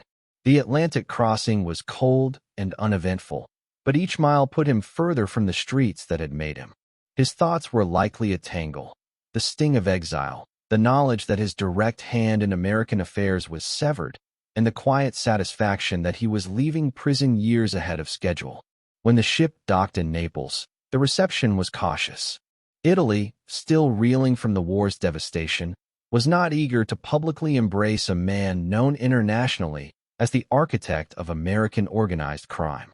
Yet in the back alleys and among certain officials, whispers carried. Some saw him as a potential asset, a man with deep pockets, powerful friends, and influence that stretched across oceans. Others saw trouble. The Italian police shadowed him from the start. His arrival made headlines in the United States and Europe, but it also sparked questions. Would Luciano try to rebuild his empire from exile? Could he influence New York from an ocean away? In truth, the answer was complicated. Through letters, intermediaries, and trusted lieutenants, Luciano could still send messages back to America. He could offer advice, give blessings, and weigh in on disputes. But the day-to-day command, the quick calls, the quiet meetings, the personal read on a man's face before giving an order, those were gone. Power in the mob was like heat in the winter. It had to be constantly stoked, or it faded. For Luciano, exile was both a cage and an opportunity. In Naples, he enjoyed a freedom he had not known in a decade. There were no prison walls, no set wake-up calls, no guards hovering outside his cell. He dressed sharply, moved through the cafes and piazzas with the easy grace of a man accustomed to attention, and began to explore new ventures, both legitimate and otherwise. But every step was watched. Italian authorities raided his home more than once, hoping to catch him in some illegal act. They found nothing that would stick. Back in New York, his absence reshaped the underworld. Men he had once mentored now took the lead. The 5 families adapted to the post-war world, their influence stretching into labor unions, construction, gambling, and the burgeoning drug trade. Luciano's system, the commission, ensured relative peace among them, but alliances shifted and ambitions swelled. In exile, he was still respected, but the streets no longer moved to his voice alone. The truth, though, was that Luciano was not done. Deportation had removed him from the heart of the American mob, but the world was larger than New York. And in the years ahead, Havana, Marseilles, and other ports would become stages where he could still cast long shadows. For now, though, in the winter of 1946, the man who had built the modern American Mafia stood in the streets of Naples, a city alive with post-war hustle, staring out at a Mediterranean horizon that promised both isolation and possibility. Naples in the late 1940s was a city balancing between ruin and rebirth. The war had left deep scars, bombed-out buildings, black market stalls lining the streets, and an economy struggling to stand upright.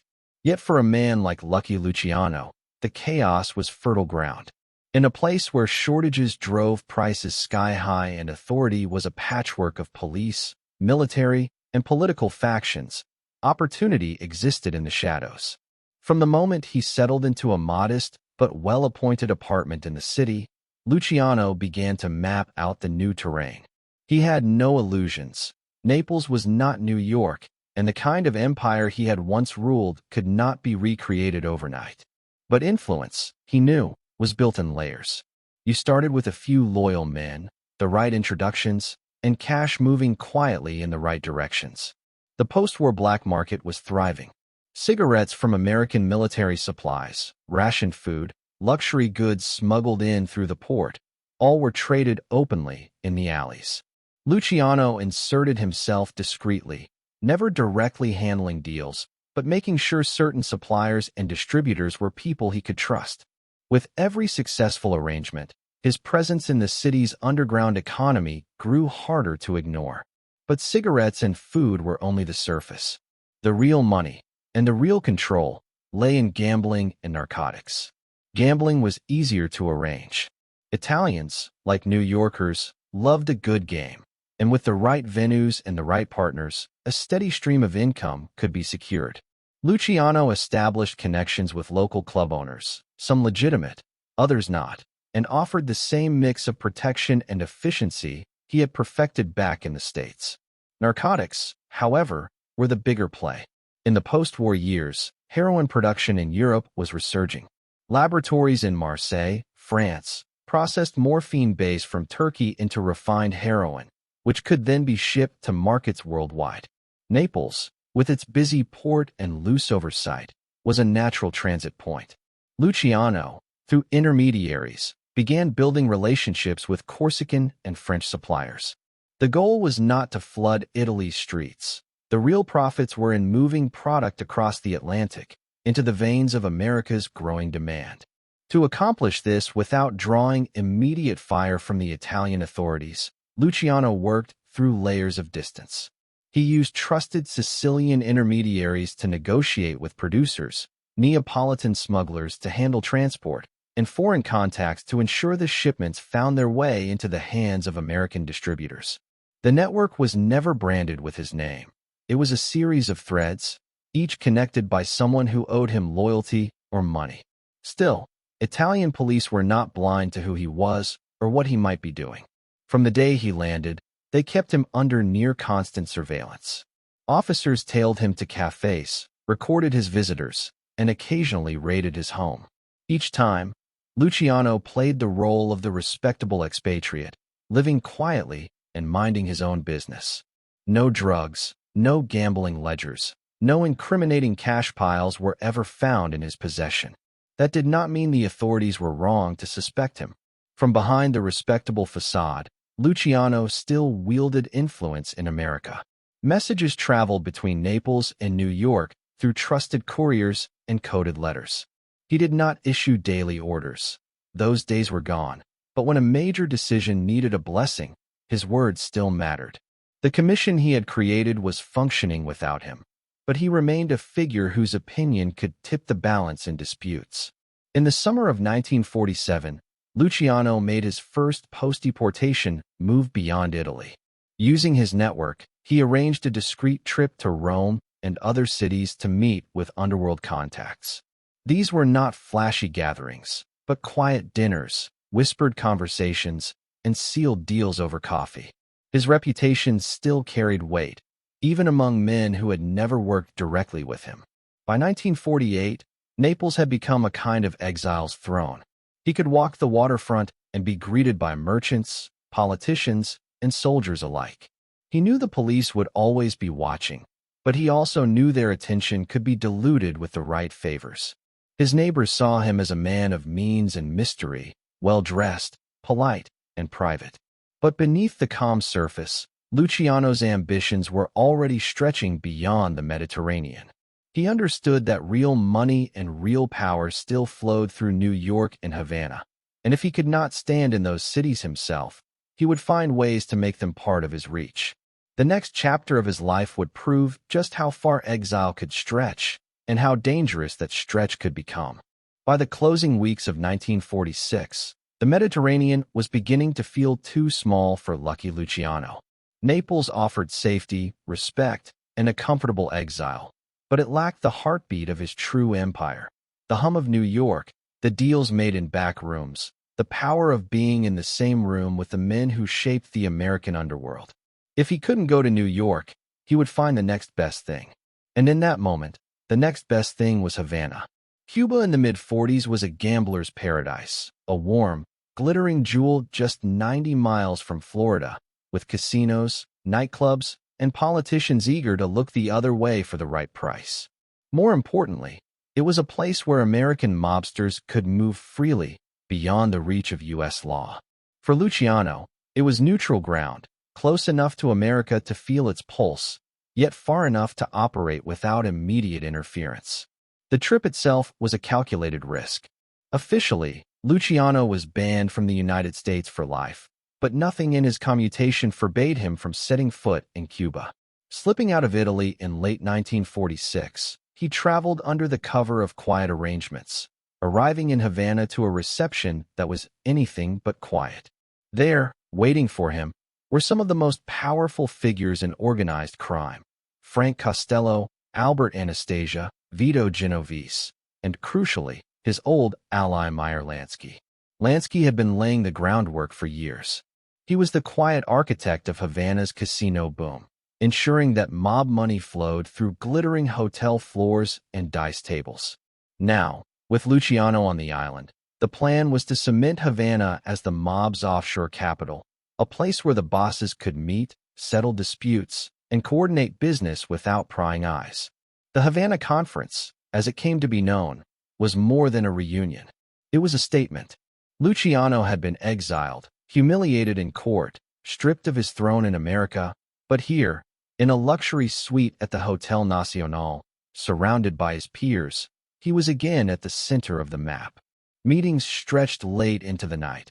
Discussions of narcotics pipelines from Europe through Cuba to the States, the division of gambling interests, the handling of labor rackets, and the uneasy balance between old-school bosses and the rising generation.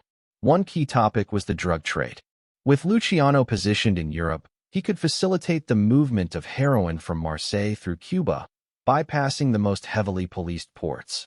It was a chance to tighten the mob's grip on a lucrative market, and Havana was the perfect staging ground. But the conference wasn't all business. Havana became a spectacle: nights in casinos, high-stakes poker, champagne, and music spilling out into the streets. The city's elite courted the mobsters openly, and for a brief moment, it seemed Luciano had found a way to erase the distance exile had placed between him and the American underworld. That illusion didn't last. News of Luciano's presence in Havana leaked back to the United States, where newspapers ran headlines like, "Lucky Luciano Back in Business." The stories caught the attention of federal officials, and soon, President Harry Truman himself was under pressure to act. The concern wasn't just that Luciano was back in circulation. It was that he was using Cuba as a platform to rebuild the very empire the U.S. had worked so hard to dismantle. American authorities leaned hard on the Cuban government, threatening to cut off vital sugar imports if Luciano was allowed to remain. The message was blunt: send him back to Italy or face economic pain. For Havana's leaders, the choice was no choice at all. By February 1947, barely a few months after his grand arrival, Luciano was escorted aboard a ship and sent back across the Atlantic. The Havana Conference had been bold, and for a moment, it had worked. He had reconnected with allies, reshaped parts of the mob's business, and reminded everyone that he still had a seat at the table. But the hand of the U.S. government had reached across the sea and slammed that door shut. When Luciano stepped back onto Italian soil, the warmth of Havana's nights was gone. Exile had reasserted itself, cold and inescapable. Yet even with the setback, the conference had left its mark.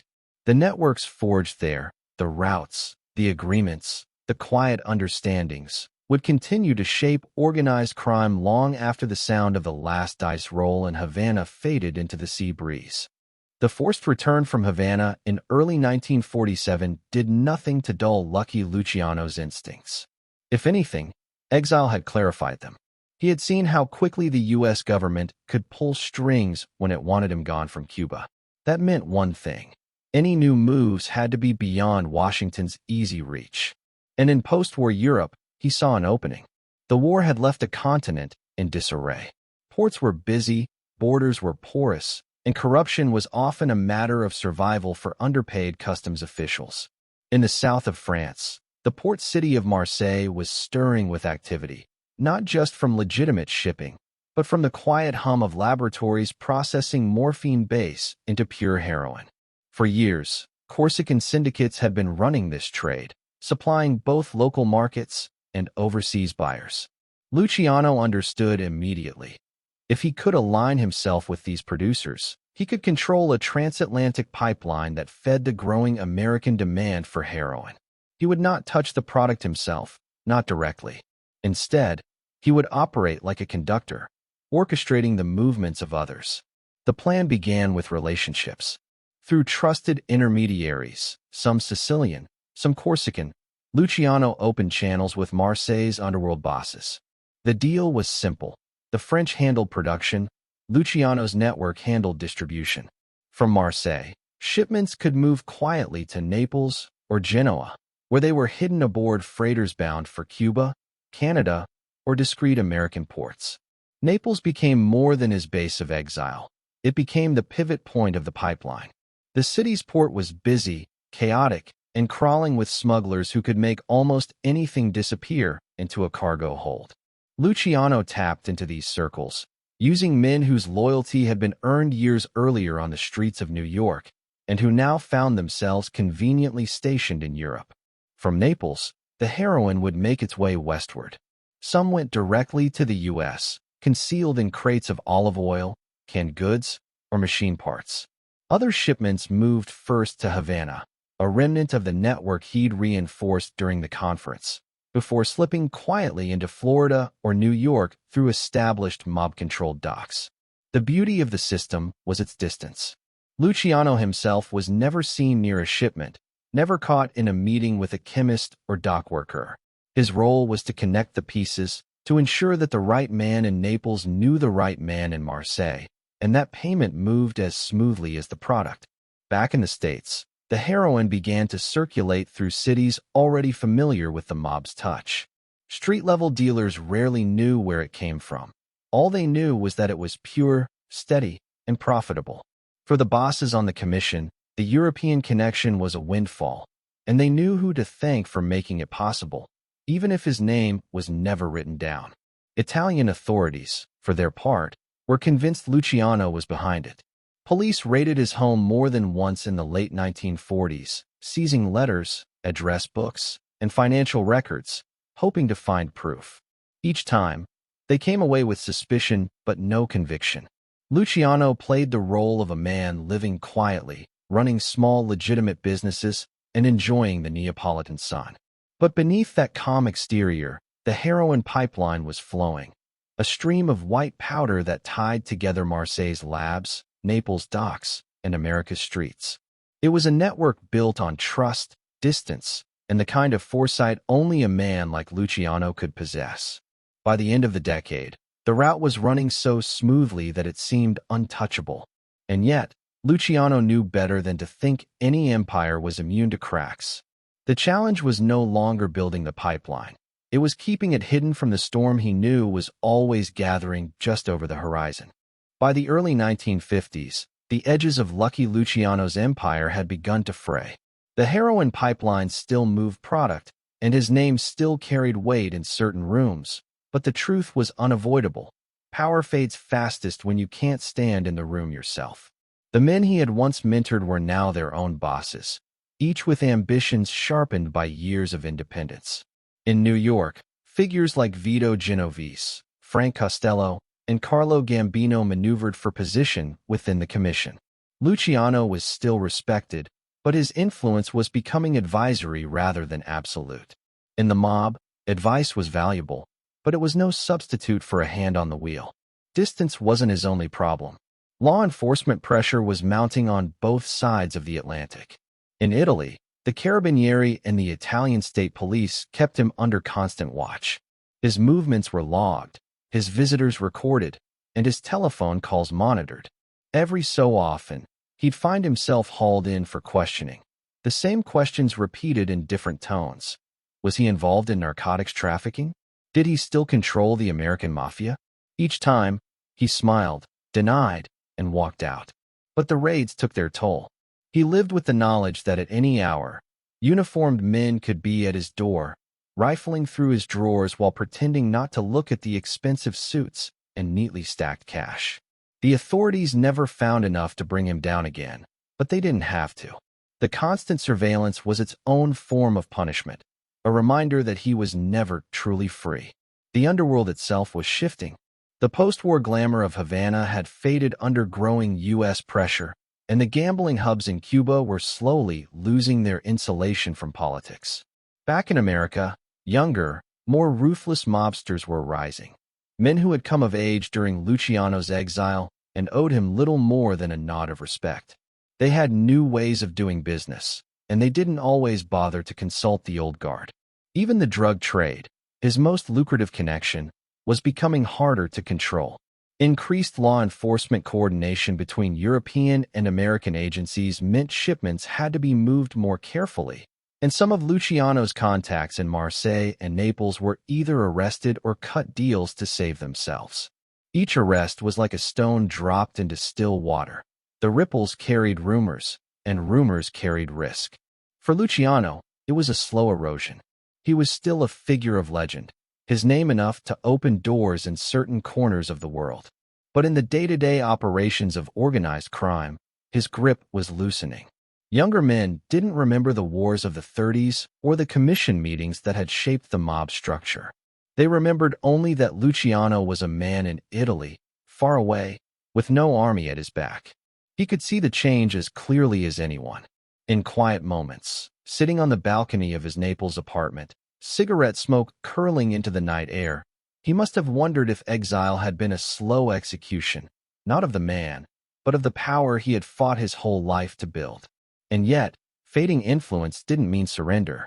If his voice could no longer command the same fear in New York, it could still be used strategically. In the years to come, he would try to reassert himself, not through bullets and street wars, but through the careful moves of a man who knew the game was changing, and that survival meant changing with it. By the early 1960s, Lucky Luciano's world had narrowed to a handful of familiar streets in Naples, a small circle of visitors, and the constant presence of men in plain clothes watching from across the cafe. The city had become his gilded cage. The apartment he kept was modest by the standards of his past life, but always impeccably kept. Polished floors, heavy drapes, a small balcony overlooking the street below. From there, he could watch the rhythm of the city. Children darting between market stalls, old men arguing over cards, the endless churn of Vespas and delivery carts. To anyone passing by, he might have looked like a retired businessman enjoying the Mediterranean sun. But the watchers knew better. The Italian authorities had never truly relaxed their grip. His phone line was tapped, his mail sometimes intercepted, and every visitor's name went into a file. American agents rotated in and out of Naples, working with their Italian counterparts to keep the old gangster under a microscope. The logic was simple. A man like Luciano didn't stop scheming just because he was aging. Luciano seemed to accept this surveillance as part of the price he'd paid. He was careful with his movements, walking to the same cafes, taking the same routes, never lingering too long in any place that might invite questions. He didn't travel without cause, and when he did, it was often to Rome or Palermo, where his presence would stir quiet conversations among men who remembered his influence. Those meetings were rarely provable as criminal. They were framed as dinners between old friends, casual chats in hotel lobbies. But for the authorities, each encounter fed the belief that Luciano still played some role, however small, in the machinery of international crime. Privately, his life was quieter than the headlines suggested. He spent hours reading newspapers from America, clipping stories about mob arrests, political scandals, and the shifting tides of power back in New York. Friends who visited found him reflective, sometimes even sentimental, speaking of old allies and rivals, as if they were characters in a story whose ending he already knew. And yet, the man's pride remained intact. He dressed sharply, kept his hair trimmed, and carried himself with the same measured confidence he had worn in his youth. Even in his 70s, he refused to look like a man diminished. The underworld was changing faster than ever. Narcotics routes had multiplied, but control was fractured among many hands. The commission in New York continued to operate, but Luciano was now an observer, not an architect. From Naples, he could make suggestions, pass along advice, but the days of issuing commands that shaped the American mob were gone. In his final years, Luciano seemed to balance two worlds: the public image of a retired, watchful man in exile, and the private reality of a mind still calculating, still aware of every shift in the currents of power. Whether he had truly retired from crime or had simply learned to disguise his role so completely that it left no trace, that remained a question neither the police nor history could fully answer. And as the winter of 1962 approached, that question would be tested one last time, in a meeting that promised opportunity, danger, and, unknowingly, the closing chapter of his life. It was January 10, 1962, a cool, bright day in Naples, the kind where the winter sun sharpens every shadow. Lucky Luciano arrived at Capodichino Airport dressed in his usual style: tailored suit, polished shoes, overcoat cut just right. He moved with the slow, deliberate pace of a man who had nothing to prove, yet still carried himself as if the world were watching. In truth, someone always was. Even here, among the travelers and porters, plainclothes officers tracked his movements. But this trip wasn't about business in the shadows. Luciano was there for something almost respectable: a meeting with an Italian film producer. The subject? A biographical picture about his life. For Luciano, the project held a strange allure. It wasn't that he wanted to confess or sanitize his past. If anything, he wanted control over the telling, to shape how the world remembered him, to ensure that the Luciano on screen was the man he believed himself to be. The producer, aware of the commercial power of such a story, had come to Naples to discuss details face to face. The two men met inside the terminal, away from the bustle of arriving passengers.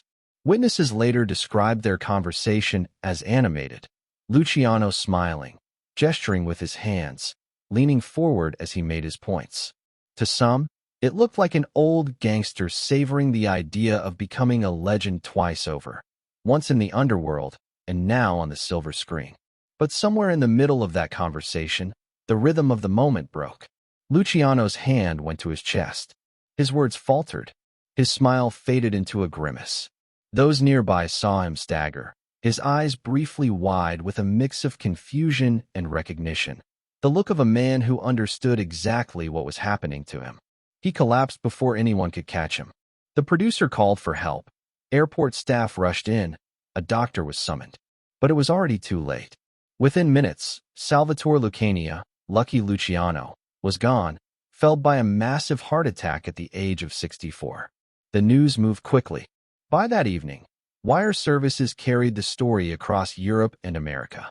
The man who had built the modern American Mafia had died in an airport terminal, not in a hail of bullets, but in the quiet, sudden way that life sometimes ends for even the most dangerous men.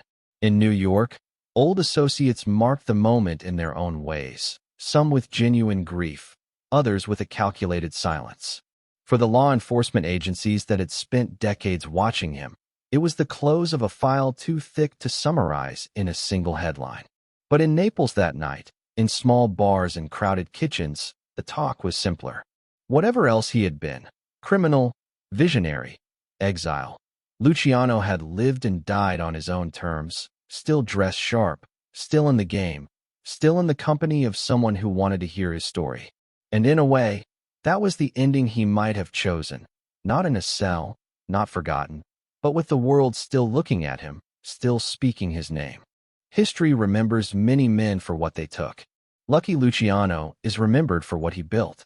From a boy on the crowded, grimy streets of the Lower East Side to the architect of a criminal structure that outlasted him by decades, his life was a blueprint of ambition without boundaries.